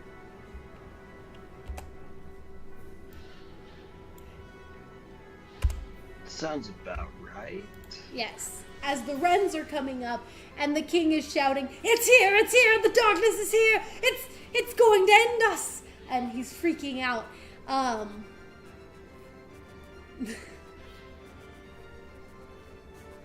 As I love that, I'm loving the chat, guys. I'm sorry. I keep getting distracted. You guys are so fun. Seeing the tendril coming, how high up in the air is it coming? Like, is it super in the air, or is it sticking low to the ground? The tendril? Yeah. The tendril is coming at least, like, 80 feet in the air. Like, it's high. And you guys are now, at this point, about, like, 80 feet in the air. We're just gonna, like, Dusty, who I assume at this point is all hooked up, considering, like, the boat has started moving. He's just gonna kind of, like, begin leading the boat away. Just to pull it away from the wrens. It is a little slow at first, especially as, like, turning. You notice that it takes a minute to, like, really get going on the speed. But once it goes, it's pretty fast. As you're trying to, like, turn away, and the wrens are kind of coming up, and one of the wrens swats the hull of the ship. Some wood goes flying. The ship is damaged, but it's not like unflyable. Goodness. Well, these wrens are destroying nature, guys. If we're talking about nature. Douse is going to summon his tentacle of the deep and start trying to play defense against it. Okay. You summon it, and you notice that Wei infuses your tentacle a lot more. And she goes, "Oh boy, does this bring back memories." As you start to kind of like swat at the tentacles with your tentacle of the deep. And you're kind of like able to joust with it, but you're not able to like actually damage it. Yeah, he's mostly trying to keep it away from the boat, but he's going to take note of that and be like, "You fought something like this before." To who? To Wei. Oh, to Wei.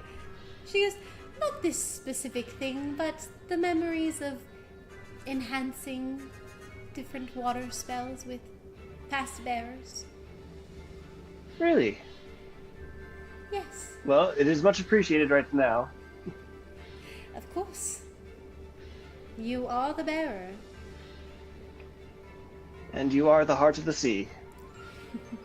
He's like, still doesn't quite understand what the bearer is, so he's like, yes. He's like, yeah, that's me. Okay, alrighty. So your tentacle is 10 foot long. So she enhances it to 30 foot long. Okay. And he's playing defense with it, so he's keeping it near the boat and just... Yeah, so you would probably want to go up towards the rear end. Yeah. Or down towards the rear end. While he's doing this, he'd probably hand off his decanter of water to Amaris as she was wanting it. Okay. Oh no, Megan. Just be like, I need that back once you're done. Am I? Yeah, Am I you're back? back. You're back on the stream. Sorry. Uh-huh. Someone just needs to tell me when you get back on the stream because it doesn't notify me. Sorry. No, it's okay. Oh, good. So, as all of this is happening, one moment.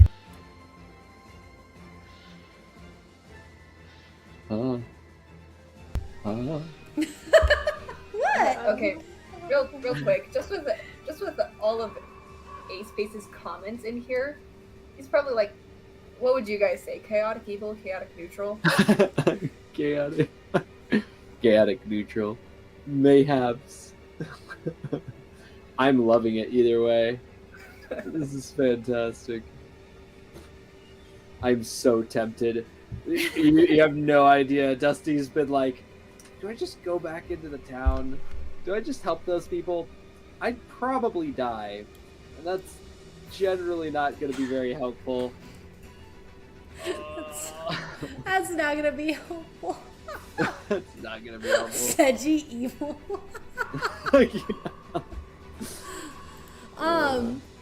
Okay, evil, so evil. No chaos, just evil. So, Nice. Amaris, now that you've got the decanter and these rags, what are you doing? As the tentacles are now, like, attacking the ship. Oh, nothing. But we can't do anything! We've tried magic, we've tried weapons. Nothing hurts these things. It's run time. My favorite time. You notice Esmond pulls out a crossbow and fires one at one of the wrens, and it just goes straight through. And she's just gonna say quickly to Esmond, we've already tried that before, it doesn't work. And he puts his crossbow away. Okay. Would Dusty be Nuri- immune to this thing? As Dusty's not Hey, could technically you pull up Esmond's stat block, nature? please? It's on the Google Drive. I'm trying to have remember not, if Esmond has spells. We made a stat I'm block just for him. unforgiving. Oh my god. Nuri, we have more experiments for you. I mean, I could always, Dusty could always put his hand inside of one, see what happens. But Risk he's a finger. metal, and well, I didn't particularly try metal, but it does destroy physical Does objects destroy- as well. And it technically, decays and metal's technically organic. So if it destroys organic materials, theoretically it also destroys metal.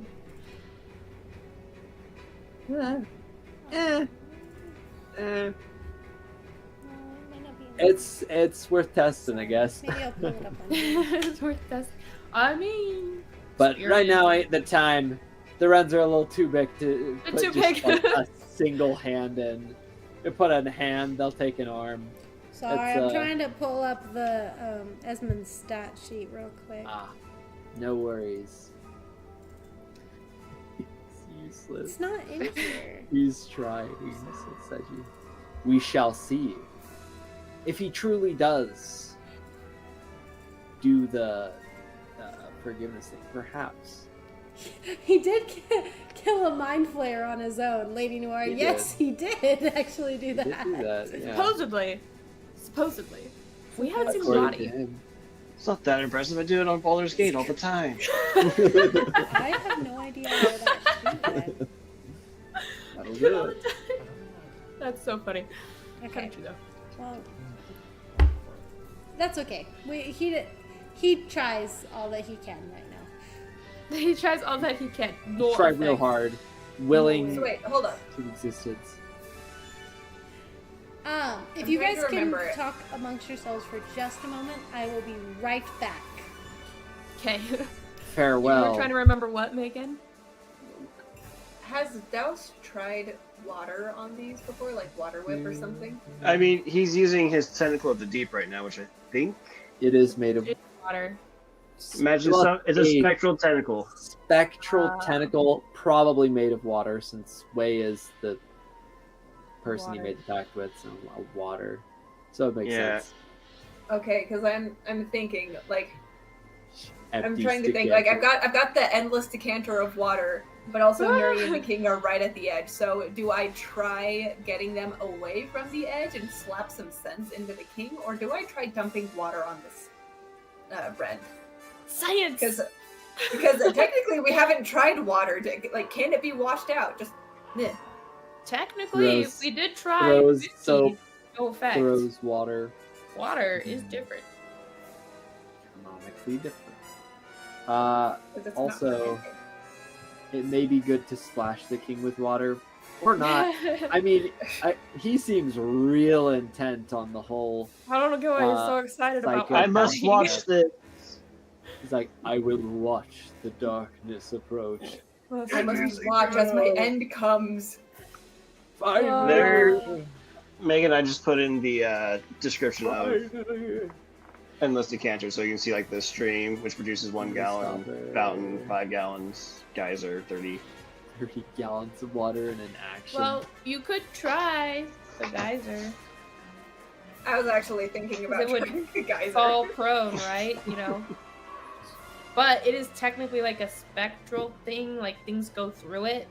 So if the water goes through it, there's no effect. But if the water can make it solidify for a moment, then it could be knocked prone. I mean, it all depends. Okay, but if we're going with Lego Ninjago theory, I like this. Yeah. Oh, she froze. She gone. No. Oh, we will never know the theory. She's stuck in this pose of the theory. But hey, that's just a theory. Lego Ninjago theory. Oh, no, nothing yet. Oh. Wow. Just going in and out. This is sad. Come back. Hello. So Lego Ninjago theory.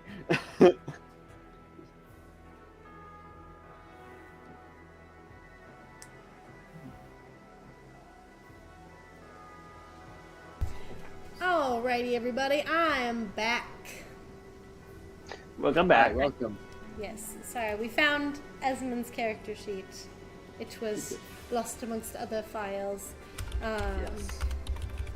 But yeah. Yes. But ghosts are similar to water in Lego Ninjago.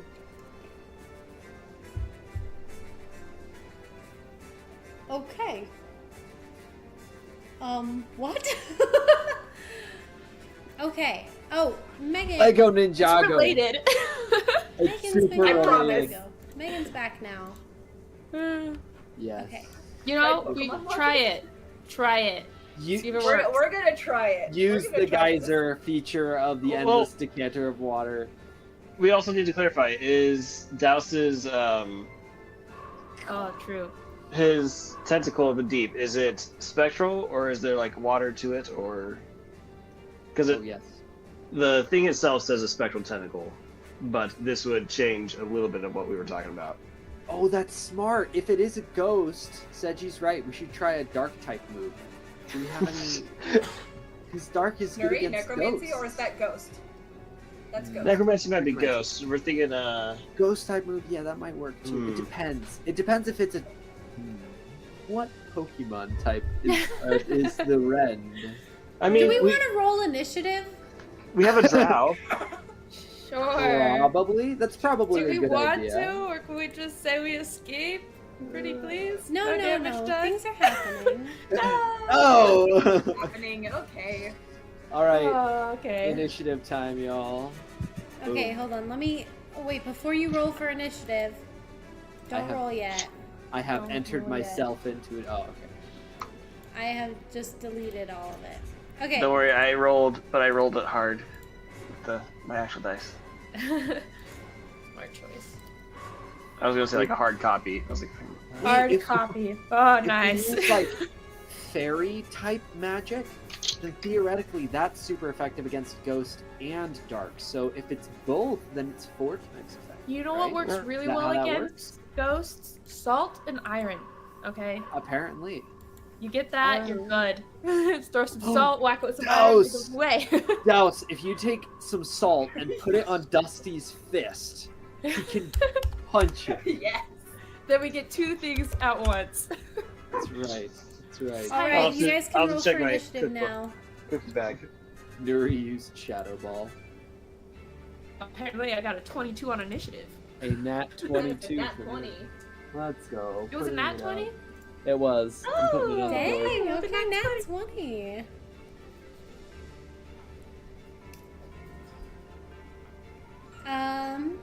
I'm just gonna say the BG turn is at the end of initiative. Okay. So, and I have Esmond's token in the turn order just as NPC turn. Oh, that was a natural 20! Yay! And the boat gets destroyed. You will accept it. You will accept that. I Plus think this 5, is good. that's a 25. He has a +5? My goodness. A speedy man. Very speedy. Very fast man. Speedy Gonzalez? Okay. Loving this. Alrighty, so NPC turn. But we did have a... Wait, did he get a nat 20? He did get a nat 20. Oh, okay. I was like, wait, but Sierra also has one. Yes. But he has the higher dexterity. Mhm. Yeah, I didn't think about that for a second. Yeah. Alrighty. So in this moment,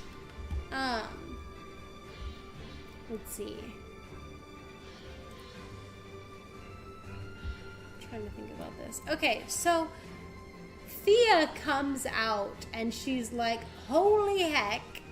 And she's actually going to use her movement to dash and get up to the hole, I think is what it's called. Basically, she's gonna get up to the steering wheel and be like, Miles, what do we do? Let's get this thing in gear. And Miles is gonna be like, yeah, no kidding.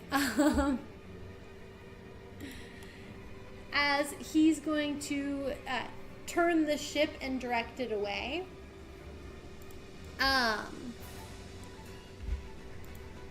And the Winter King is gonna kind of like move along the wall as he's like gripping onto the railing. And he's like, oh, there's no stairs this way. That's exactly what he says. Yeah, he's like, oh, there's no stairs. Oh, there's no stairs. Yes. Hold on. If I use a line, if he was right there, yeah, he can move up here.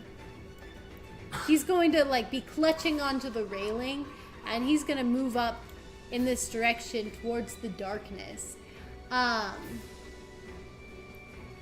And he's going to be like, and he's like, it's here, it's going to end us, the darkness, it's returned, it's here, it's here! And he's just shouting. You notice that the black spidery veins are like just getting worse on his complexion. And they seem to just be boiling black. As he's like kind of like gripping into this board. On Esmond's turn, he kind of like steps towards the edge here. Okay, 10 feet. He steps towards the edge there, as he's kind of like looking down. And then you see him stop for a second and kind of look around again. And you hear him say the following, but give me a second. I don't like who he's talking to. Don't like this. Yeah, but this person is. I don't know about I that. don't like it. No more. I don't vibe with this. No. Why? Why? See, the reason why is no. See, we don't like it because it's scary. It's scary. I don't like it. Very concerning. It hurts us. We don't like it. But for what purpose?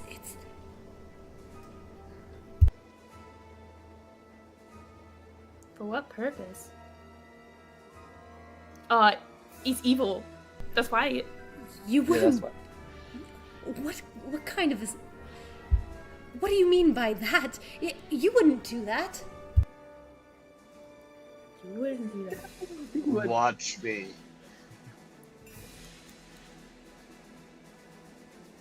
Okay. Okay, and then he says that. So you only hear what he says out loud. And then he uses his movement. He comes over here, and for his action, he's going to make a competing strength check against the Winter King.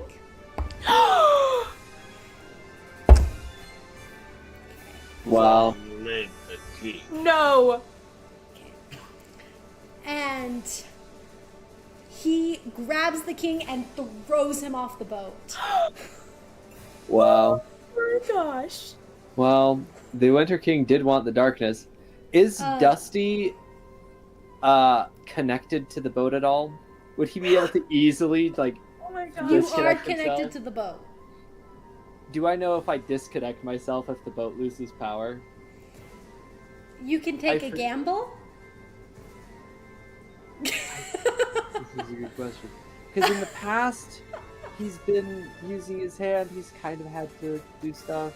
He's been able to sort of sit there. So this isn't. You have to wait until your turn. So let me. I'll let me think about finish it in the this. meantime. Yeah, let me finish this real quick.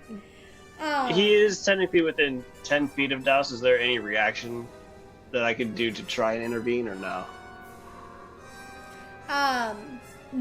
Not reaction wise. Okay. Yeah. As he throws the Winter King off the boat. And then he says the following. Actually, no, he sorry. As he's like, Kano, don't touch this ship.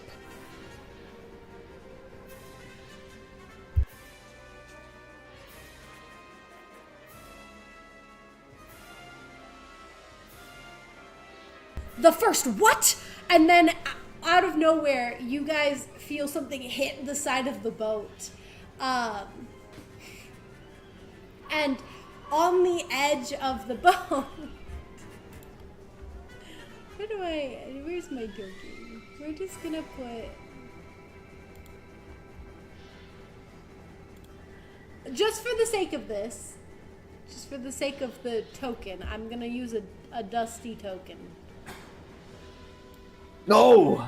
I was Dusty, evil how the whole could you? time! As there's Betrayed us. as on the edge, you see what looks to be a mechanical robot that was like flung with a catapult spell, and is like on the edge of the ship, and you see it like turn, and you see Miles go, "Wait, that's my work," and then it explodes.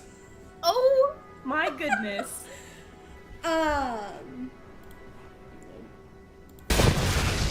It explodes. Nice. This is bad, Lady Noir. They may not work And- as sentient war machines. So. And Kobe here has the perfect line for what Miles says, but I can't deliver it as well as he does.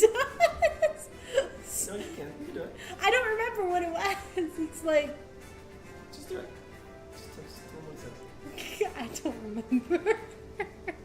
I remember you delivered it. He's saying this moment. Miles, he's like, "That's my work," and it like explodes, and he's like, "But it didn't work. It only wait. You see him kind of like go silent.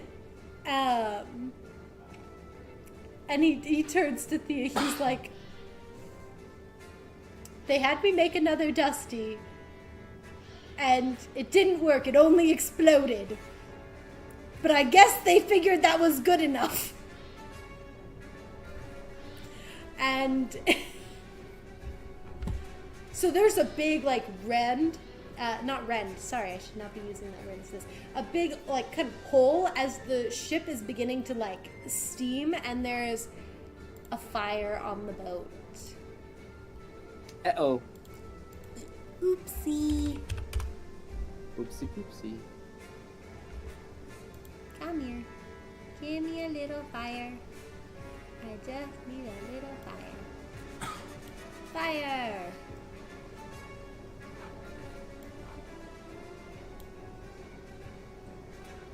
Okay. I love spacing out loud. Yes.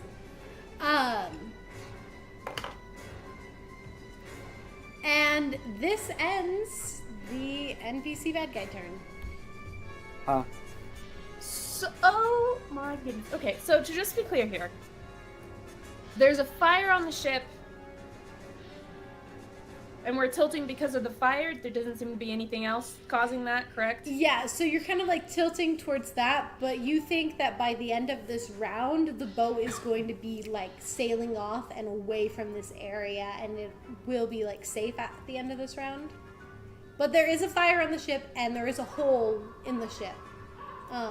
Thankfully, all the people that are inside the ship are on the other end of the ship. And the whole ship just like shook heavily. Also, high or low for Emily? Let's go low. Okay. Balance it out a bit. Yeah, that makes sense. Oh my goodness. Okay. Okay. Well, after Dusty's done with this thing, I know what I'm gonna do for my turn, but... Okay. What, you gonna kill Osmond? Maybe. Just kills him. She might kill Osmond. Mayhaps. I have a stat block, I do! Stat block. Got a stat block. Jumps off, casts Dimension Door, comes right back with him. As the robotic man gets launched into the side of the boat and just explodes, Dusty just kind of like winces his head, like he turns away from it a little bit, and he just kind of like he steals himself. Steals, and it's like Miles is gonna say, "Don't worry. Something would have to go terribly wrong for that to happen to you." Dusty explains. He says, "No, I'm worried about them, but there's nothing I can really do. Again, let's just get out of here." Okay. On his turn, he's gonna be doing his stuff. But Nuri, it is your turn. Okay, so all of that just happened. She's going to run up to the edge, and she's just screaming, "No! Grandfather! No!" Oh no!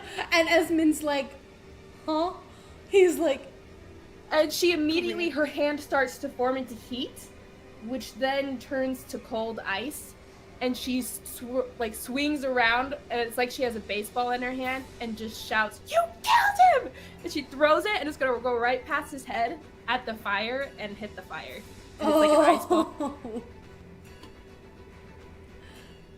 Yeah. And you are able to put out the fire, or well, at least one of the fires. It's not very big. I'm just doing chromatic orb. Oh, okay. Yeah, so you're able to put out one of the fires, and with that shot, it does knock the other Dusty, the other Warforged off. There was another? No. The body, the corpse that exploded. I panicked for a moment. Of a Warforged. Shattered bits and pieces. Yeah, a little Warforged guy. That exploded, and he falls. she has another action, right? Because she got a natural 20. Yes. Okay. So that was her first action. Her second action. High or low? Me? Yes. Let's go low.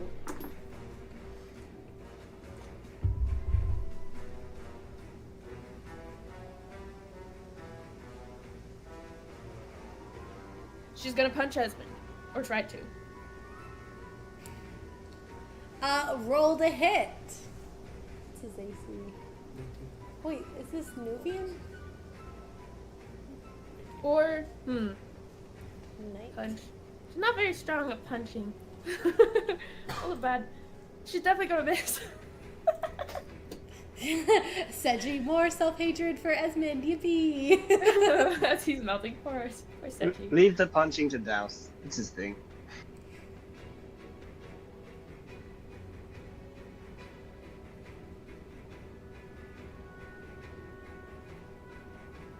Did she freeze?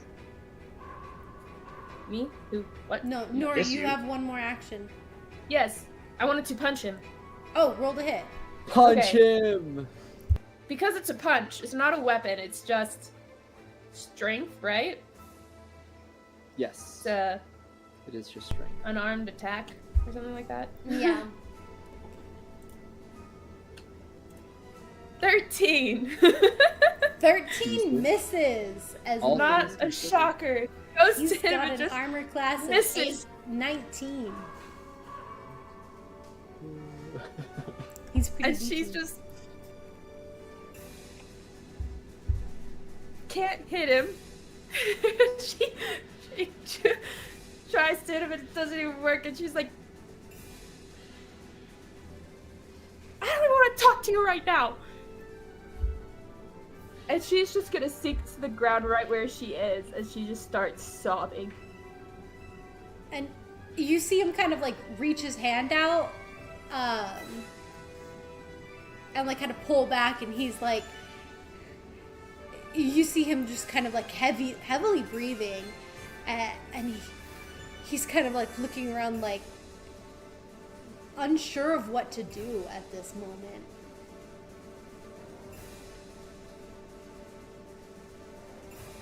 And it is Douse's turn.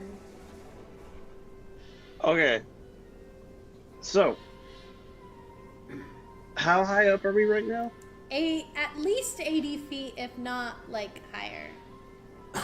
So, is the king still technically falling? He has fallen into one of the wrens that are attacking the ship, and you can assume he is gone.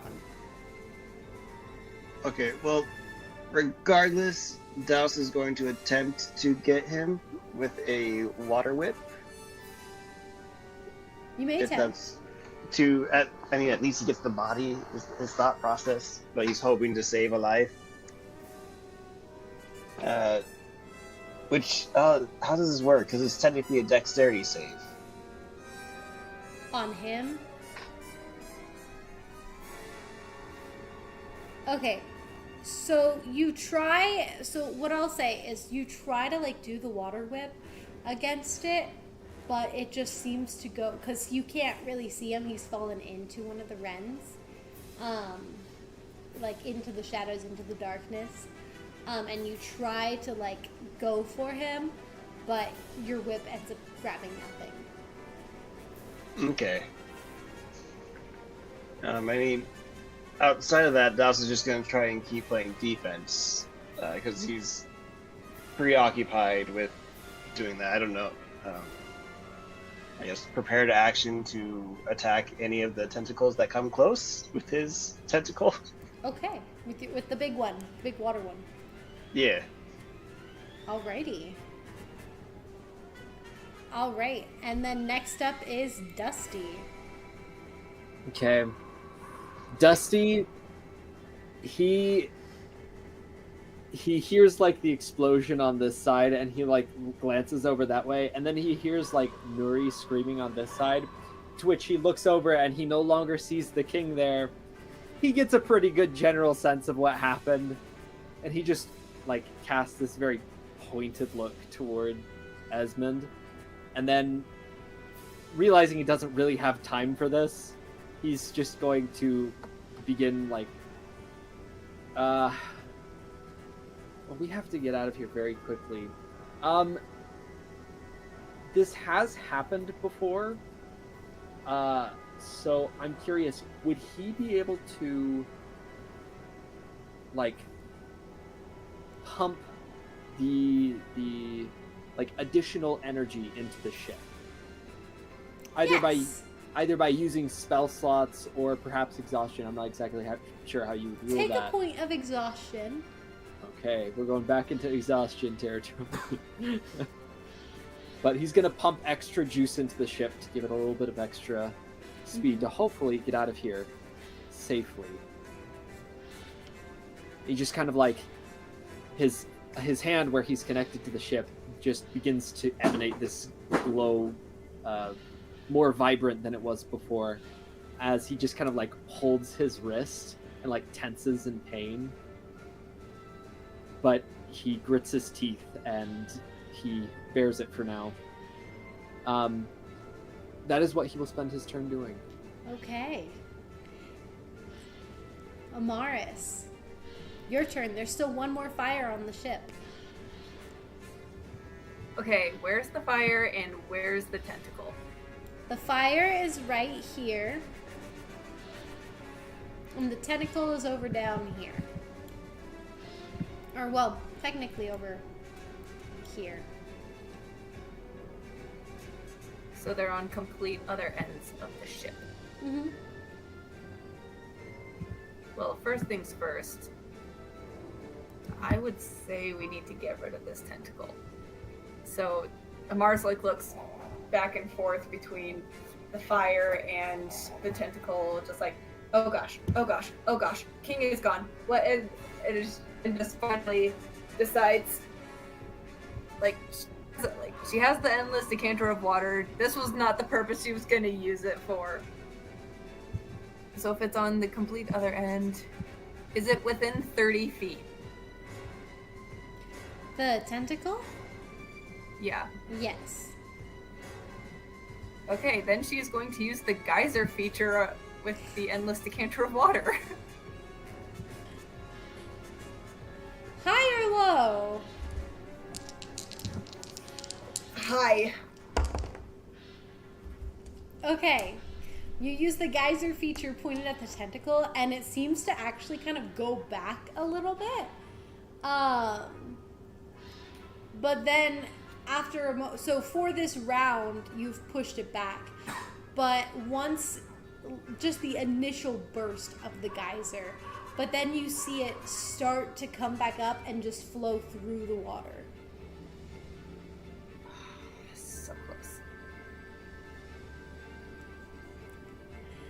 On a DC 13 strength saving throw, make it for blood and damage. And that's your turn. It does not take damage. Can I actually roll strength to see if the force of it like pushes Amaris back? Make a strength saving throw. Turns on the hose, immediately gets launched backwards. Yeah, this is gonna be funny because I've got a -1 to strength. A 2. 2 total. And Amaris falls off the boat. So, Amaris, you shoot it out, and you go flying in the direction, basically in this direction, and you are going to smack off the stairs, like into the stairs, basically, and like fall face on the ground in front of the stairs. And you are going to take... Oh shoot. 6 points of bludgeoning damage. Oof. Okay, I'm fully healed. We're fine. We're fine. It's all fine. Wow. Wow, this took a wild and sudden turn. Yes, Melody Wolf, it did. It reminds me of that scene in Avatar: The Last Airbender when Aang gets hit in the back. And he like lurches backwards and... Exactly right. Classic, that one. You just hit like the quarter of the banister. Ow. That's a painful one. Alrighty. But yeah, that's my turn. Okay, it is now the NPC turn.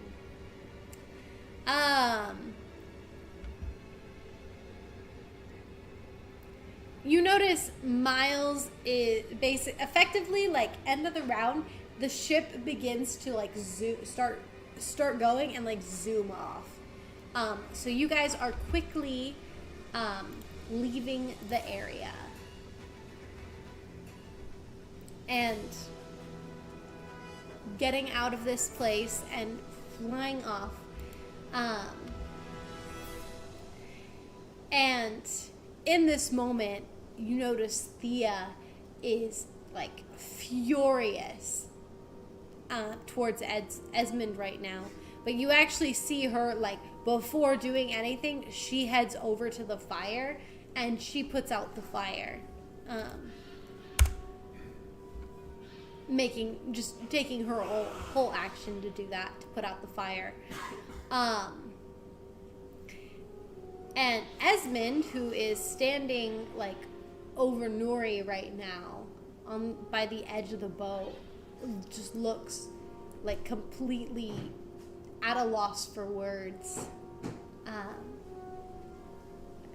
And you kind of see him after a moment, he kind of like puts a hand to his temple, and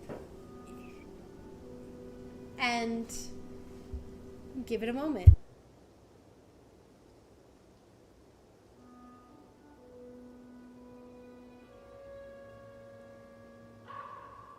Talking to that weird voice in his head again. Oh no, he's gonna kill someone else again. Oh no. I knew he was crazy the moment he started talking to voices. Did you know? Mary, did you know? That your winter king. You put them in danger. Was the You told me no harm would ever come to them. Wait, you're blocking out Emily. Sorry. You told me no harm would ever come to them.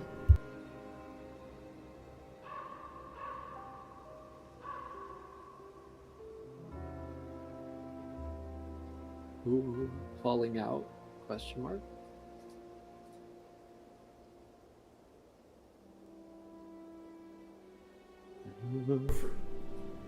Without me? Do you know how... What?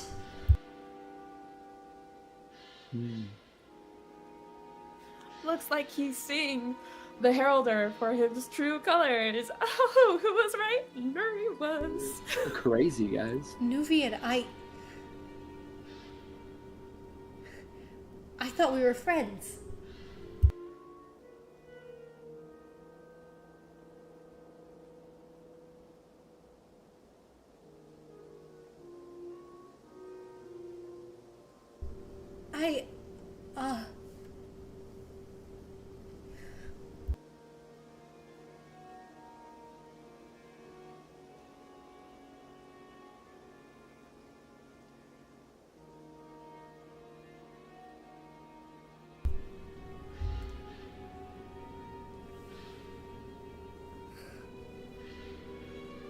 And at that moment, you see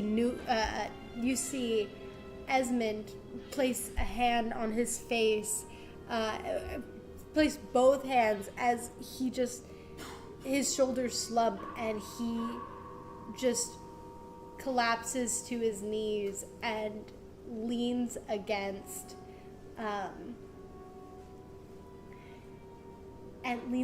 the railing, and his head is in his hands as he just falls silent. And that is his turn. And at this point, we're going to exit out of turn order, due to being out of danger now. Theoretically. As you guys are leaving the area. Yep. Actively schmoving. Yes.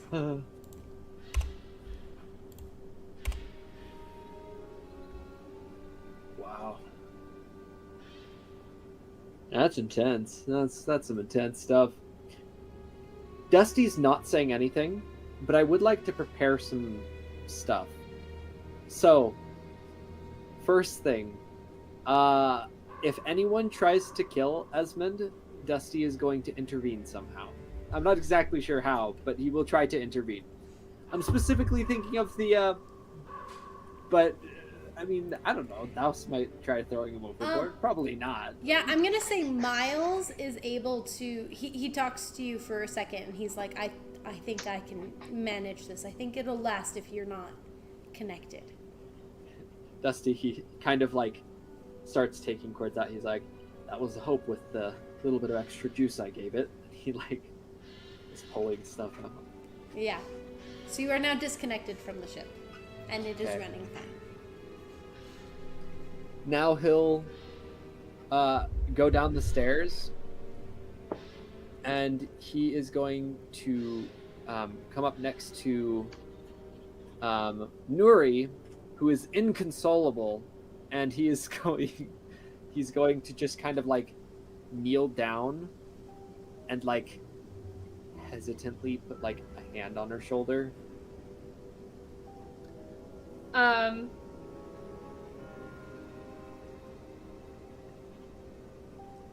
She's actually going to just like grab your other arm, and she's holding on very tightly. But again, you're metal, so it's probably not that big of a deal. And it seems like she's wanting comfort, as she's just crying. Yeah. Dusty will kneel down, and he'll just put an arm over top of her. Just being there type thing. Okay. Douse, Amaris. This is happening.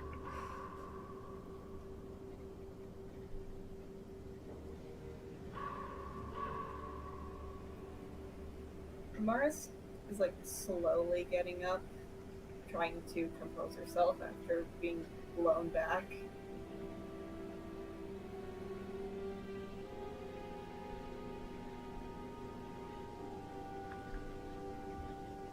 Does this boat have a brig-like place?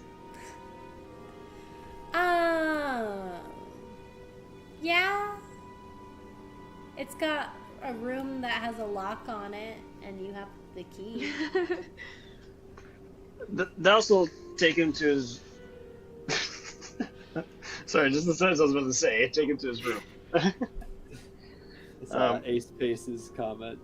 You gave Esmond a second chance and he threw it away. How many more chances are we willing to give him? Do we happen to have a plank?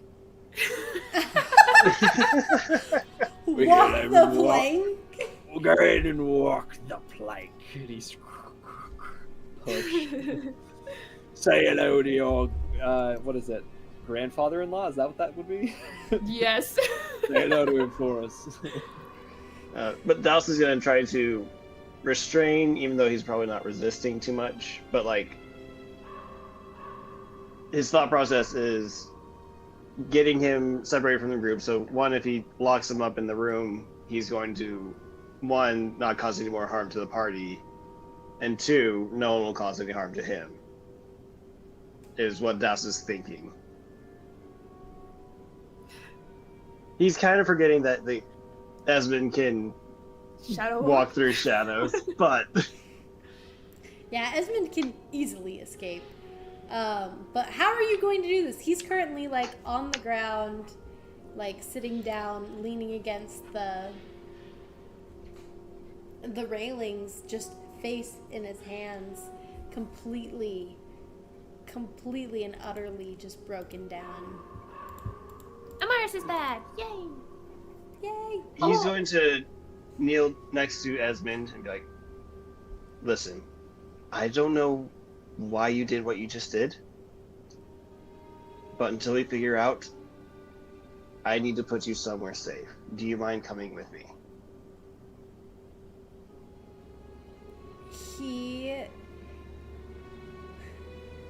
Safe for you and safe for us. That is what I'm hoping. He pulls his face out of his hands, and you legitimately see, like, tears in his eyes.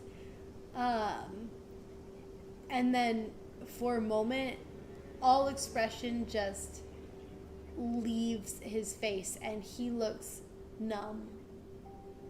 And he says nothing as he gets to his feet, and he will follow wherever you take him. Okay. And Douse will turn to the group. He's like, I'm gonna take him to my room. I'll sit in there with him. But once we are ready to talk about this and figure out, come grab me. And he'll go to the room and kind of just stand guard. Okay. I think it was the blue blanket. This one? Okay. Yeah. He will sit on... He actually won't sit on the bed. He's going to sit on the floor in the corner and just, like, just look completely numb as he's just staring off into space. And Douse will, before he even tries to talk to Esmond, he'll give Esmond time to process what he had just done, because this does look like a defeated man. He doesn't want to say something that makes things worse. Okay. You may do so.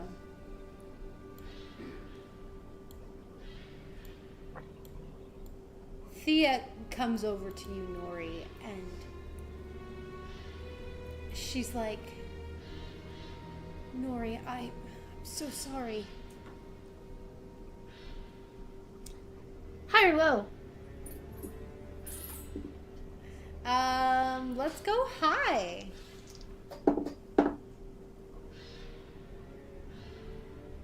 Okay.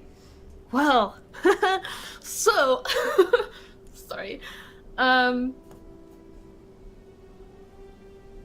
Thea will notice that as she says this to Nuri, she seems to tense.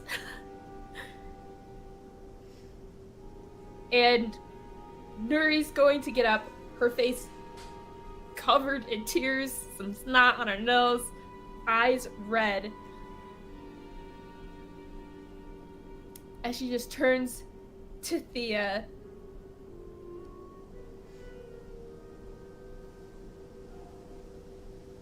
And just looks like she wants to say something really mean to Thea, but like holds it in.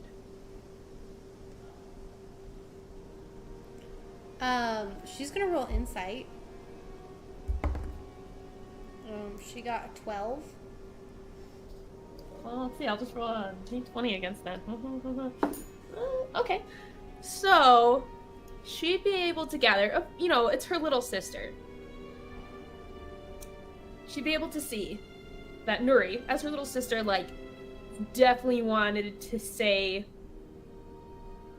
something mean. Probably along the lines of, like, really, you wanted it anyways, kind of, like, thing. Yeah. Kind of like a biting retort like they would have in their arguments as younger children. And so she'd be able to tell that was what was coming to the surface, and Nuri, like, just was barely able to keep it in. Okay. With that, she's gonna say, if you need to get it out, Nuri. I can take it. Release that emotion.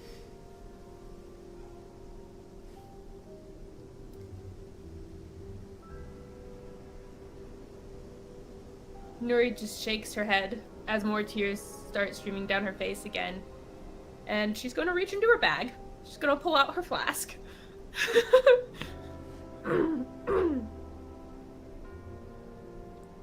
High or low, actually? Spell flask. Let's go low. Had to see what there was. It was high. So when you grab out your flask, I need you to make a dex check against Thea's dexterity.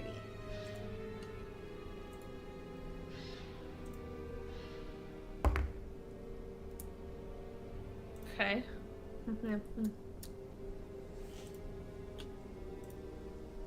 15. She got a 16. No! Garces.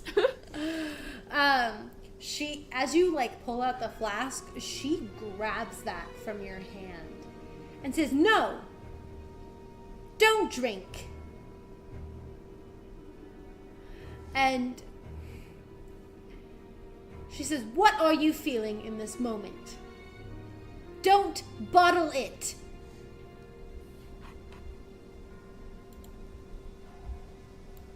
Nuri clenches a fist. Wait, I missed that. Who won? Thea did. By 1 point. By 1 point.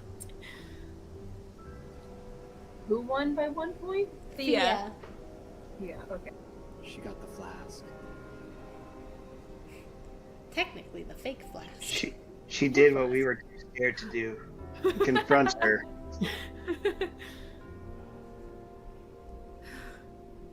She's like clenching her fist. She's breathing in and out kind of slowly. Once in a while, you can see like fiery sparks appear in between her unclenched hand. And then like her hand curls again, like snuffing out the flames. Is it not obvious, Thea? I'm devastated.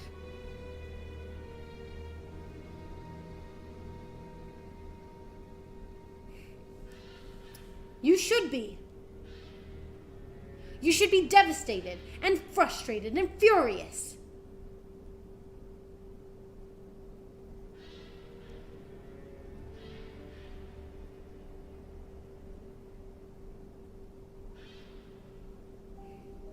Nuri just shakes her head, and she's going to start walking away. And she's gonna grab Nuri's arm. And she's gonna say, "Don't bottle your emotions like you always do."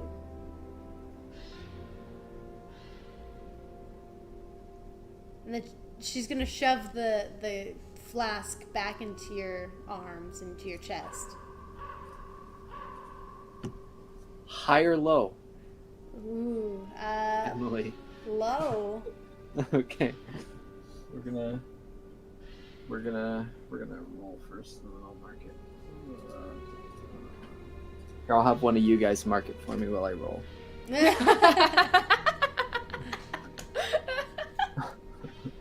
was a great joke. That was great. Okay. So, Dusty, he,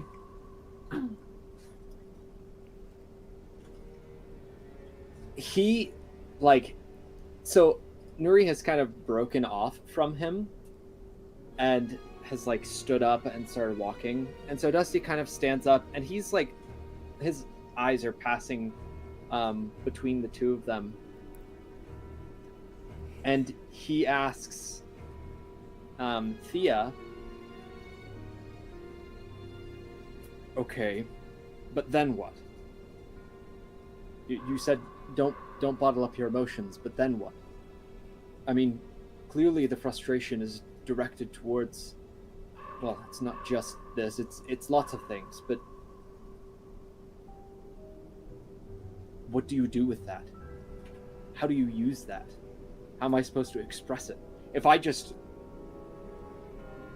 Nuri just screams into the air, sure, it's cathartic, but ultimately it's not stopping what happened.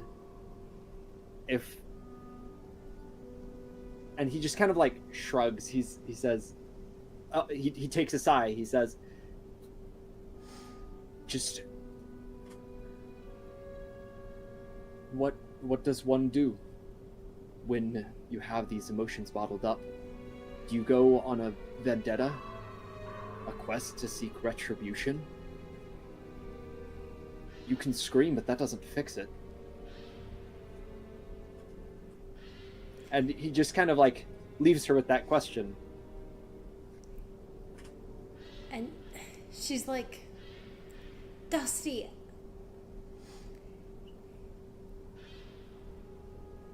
when you bottle it up, it gets worse.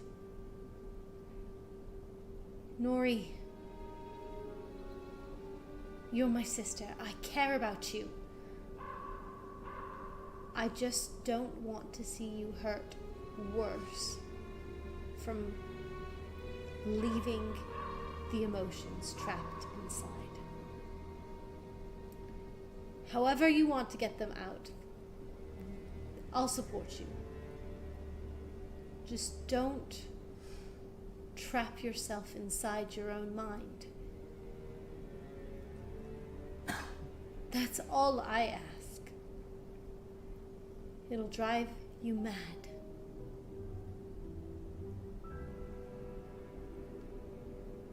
Nuri's gonna snap back. Well, it's a little late for that, don't you think? Considering I've already burned down a town. And she's gonna turn on her heel, and she's gonna just throw her hand to the side, and a chromatic fire orb is just gonna shoot off the side of the boat. Into the forest. Well, oopsies. Maybe. Carla! Oh no! Hi.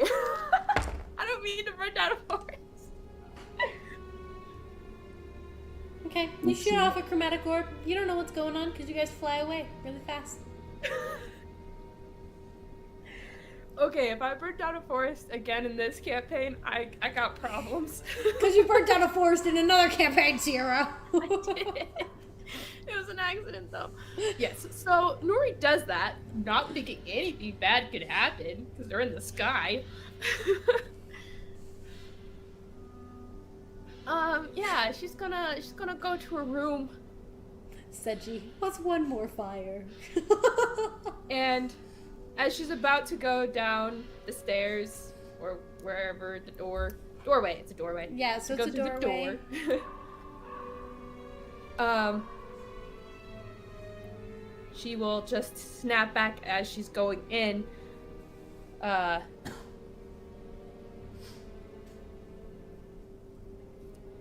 Not snap back. She will just actually say, in kind of more calm voice. Slightly more calm. Yeah. She's gonna be like, and nobody touches Esmond! As she then goes into the room, like, slams the door behind her, as she then goes into the room that the king had been staying in. Which is directly across from where Esmond is right now. Yep. She'll go in there, slam the door, and high or low, Amaris. Low. It was high. She's gonna start drinking out of the flask. Oh my gosh. Amaris is gonna go find Douse. He's in the room with Esmond, which is also Douse's room. So you open the door. The door will be locked. You can knock on the door. So she's just gonna knock on the door. Yes? I'm here to return your decanter. Oh, thank you. And you'll open the door. How are things out there going? I assume... Amaris Go just ahead. sighs. Well, it's the first time Nuri has acted this way. You gotta say that one more time, Amaris. We couldn't hear it. Well, this isn't the first time Nuri has acted this way. Of course. I'm still trying to figure out what to do and say in this situation. Yeah.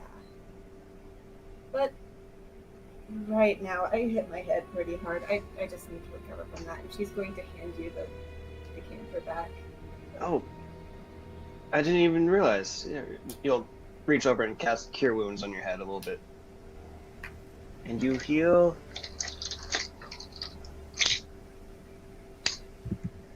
That's minimum amount.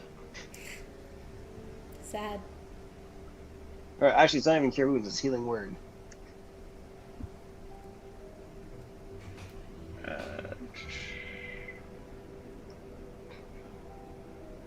That's a different casting modifier. It's a 1d4, which I rolled. Plus my spellcasting modifier, which is, I think, Wisdom for clerics. So 2. 2? Or you heal 3 Okay. points. You heal 3. Okay.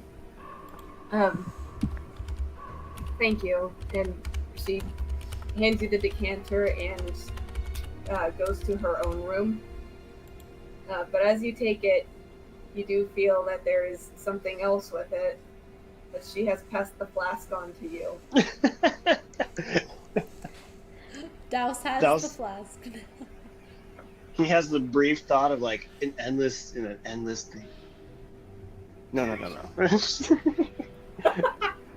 No, DM, I forbid that happening.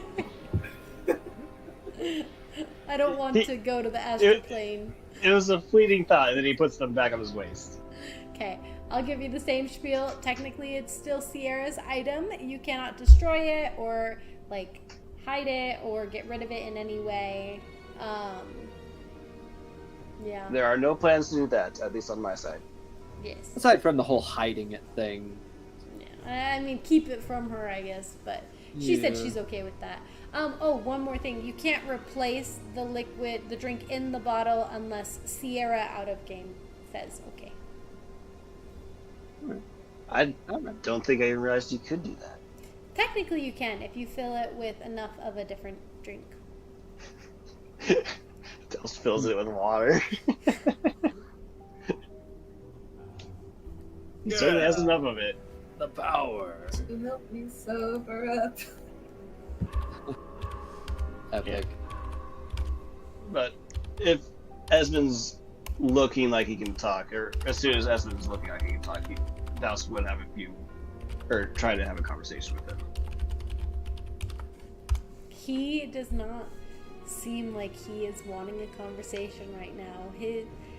He seems like a man who has lost everything. Okay. And is just numb and empty. He'll give him a little bit more time. Yeah.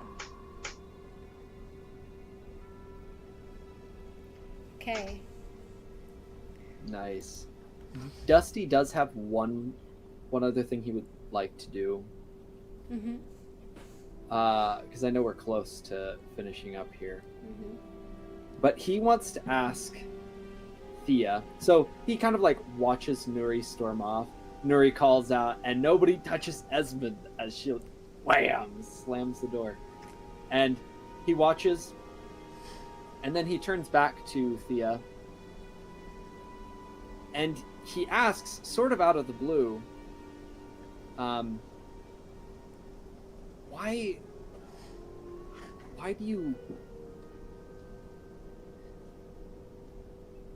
do you do it?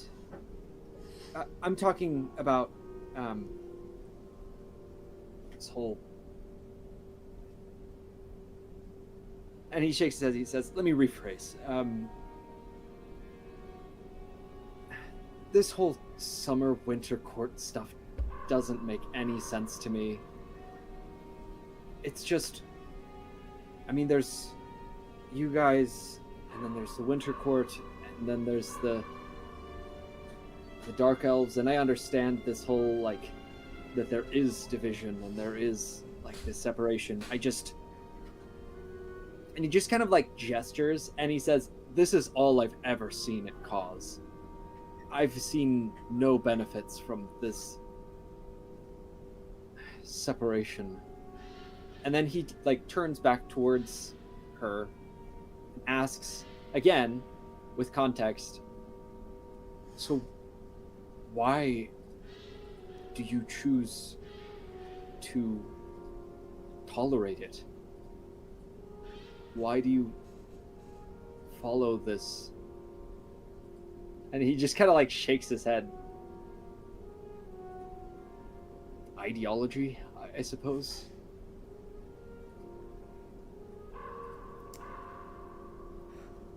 You notice that what was a hard stare that she was using with Nuri, the more you spoke, the softer her facial expressions got.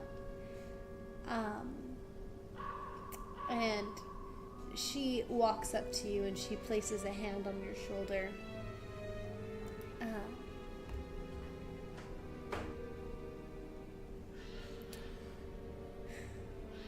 And she goes, Dusty, it's... When you put it like that, it seems so simple. I wish it could be like that. The courts are complex. They date back thousands of years, thousands of springs. And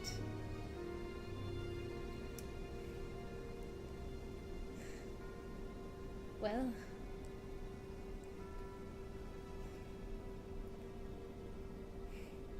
it depends on which court you're in. But from my perspective, the Winter Court has done nothing but hate us. They are distant and cold and don't wish for anything good upon the Summer Court. We've always been in opposition to them,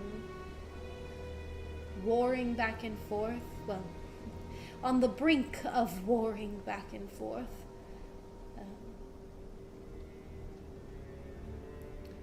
The only reason we've been able to keep any peace within the Fae is by splitting it up to the 4 courts, which, yes, that keeps people separate, and that's not good. But yet, the Fae are bitter and hold a grudge for a very long time.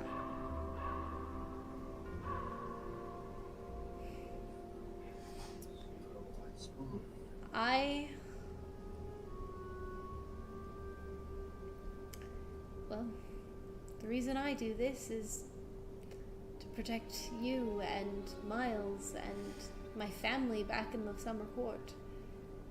The reason and she looks around real quick and goes, I'm a spy for the Summer Court. You already know this, but she's like, gotta be careful. Is because I knew that someone needed to do it. In order to keep the Winter Court from invading over onto Summer Court. To keep my family safe.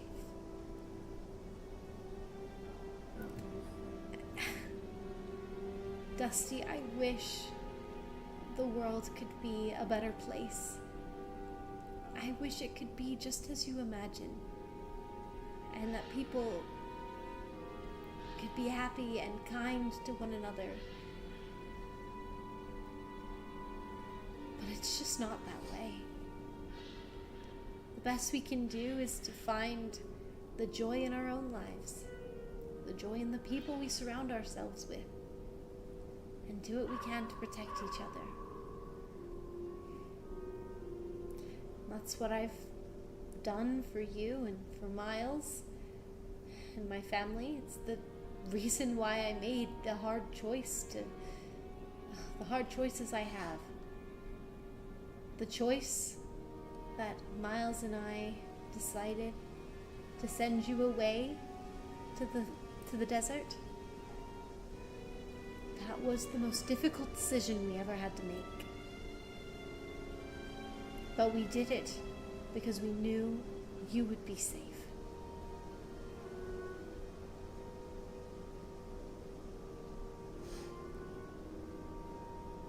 He just kind of grunts a little bit. Sort of upper grudging understanding. Okay. With that, you guys notice that the night is starting to settle. And she looks at you and she goes, please go take a break. Get some rest. I know you're machinery in automaton, that you don't technically need rest, but please just get some. Dusty nods. And he like walks up to her and gives her a hug before he goes. And as they embrace and he like pulls away, he says, it's only one path. I mean, you have water and fire. You have earth and air. There's balance in all things. The progression of humanoids contrasted by the defense of nature and the growth therein. It's one of the reasons the Fey Realm even exists in the first place. A parallel, a separate balance. And as there is a summer court and a winter court, which I believe there need to be too, they need to be separate. But they don't have to war. A person lost means a person must be lost on the other side, but if they don't fight at all, no one needs to be lost. Age will take its toll and people will come and go in a natural way. He shakes his head. He says, I understand it's unrealistic. Unfortunately, you can't really take apart years of pent-up emotion like that. Perhaps one day things will be a little more peaceful. I hope so. I'll strive for it. And at that point, he kind of lets her go. And he says, I will rest. Keep an eye on Miles. Will do. And you head off to your room, and she goes back over to Miles. Before we log off for the night, Lady Noir, I wonder if Nuri and Esmond will ever repair their marriage at this point. Also, Silverdusk saying Dusty be the Uncle Iroh of the group. That's pretty hilarious. Nuri, you said that you would like to cast Sending. Yes, I would like to cast Sending to Azon.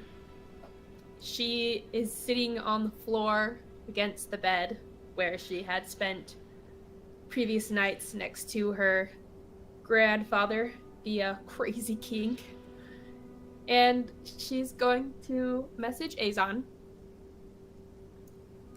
It'll be fairly short. She's just going to say, I'm so sorry. I failed to protect him. He's gone. It was quick, though. Sorry. That's all she can manage to say, and then he would be able to hear through the message a slight sob come out as she covers her mouth, trying to keep herself from crying. And as per what has been happening the past couple days, you hear silence on the other end. And then, after a moment, You just hear a very shaky and a very sad Azon responding as he says, "I'm sorry." And then he does not say anything else. He's sorry? Wait a minute. Okay. I'm very suspicious now. Yeah. What? I said he sounded sad. Yeah, but he's sorry? After not talking to us for so long? Yeah, That's sus. And also, sad. he is the only person off the boat until Esmond came on that knew we had the king. This is sus. And he hasn't been responding. For a couple Did days. he join the Heralder? Well, there is always the possibility. That would be real unfortunate, but you know. Wait, with everything that's going on with like Esmond and that whole conversation after throwing him off the boat, is Azon gonna become the new Obsidian Knight? No, that'd be crazy. Oh my gosh. But hey, No. that's just a theory. I need that turned into a meme of Greg pointing at the camera. That's just a theory.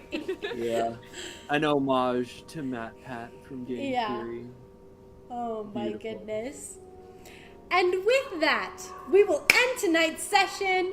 Thank you guys so much for joining. Cast, is there any final thoughts you guys would like to say before we close the night? You know, I had a feeling he tried to kill the king. That's why I was working so hard to get him inside. Yeah. I'm you. Yeah. It was a It's canon okay. event. It was a canon event. But who's Spider-Man? Is it Dusty? Maybe Spider-Man. Wait, is he his uncle? No, it'd be his great uncle, right? No, yeah, it'd be his No, great. Esmond is your uncle. His great. No, I'm Esmond talking is about Dusty's the uncle. king. The king is Dusty's great. Yeah, because Nuri's your great aunt. grandfather-in-law. Great, yeah, it's a great uncle. Wow. He's a really good one. You're more like Canon my event. great. Also Great. appreciated all Great. the enthusiastic opinions in the chat. Always Yes. appreciate the whatever. You know, Actually, he wouldn't be your great uncle though. You have no actual direct relation to the king. I guess Because that's Nuri true. is from her mother, who did not birth Thea. So anyways, let me say one more thing real quick. Sorry. Thank you again to all of the chat for all of your comments. We love you guys and we love it when you interact. Ace Pace and Seji, you guys, I'm sorry you didn't get to use your inspiration this session, but if you would like to, I will extend it to one more session for next week. So, if you guys all want to come back next week to see the continuation of the Harbingers D&D campaign, please join. We got to figure out what's going to happen with Esmond and Ami and the Tamaran family. As Ace and Seji have been talking about, like, will they, won't they?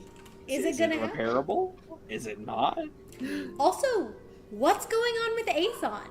With the dead silence and then the I'm sorry. An apology. The Wrens are getting way worse now, especially that Lake Mount itself has been destroyed. So, what's going to happen for the party? What's going to happen next? And you'll only find out if you watch the Harbingers. So please join us next week on Friday, 6:30 p.m. Mountain Daylight Time, and we'll be able to continue the session. Or wait, Nuri, you can't join on that session, right? Next session? I'll be here next session. You'll be here next session. Okay, then the yes. session after that Okay. I won't be.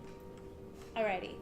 Perfect. We will see you all next week on Friday. We love you guys, chat. We love you so much. You're amazing. And we hope to see you next week.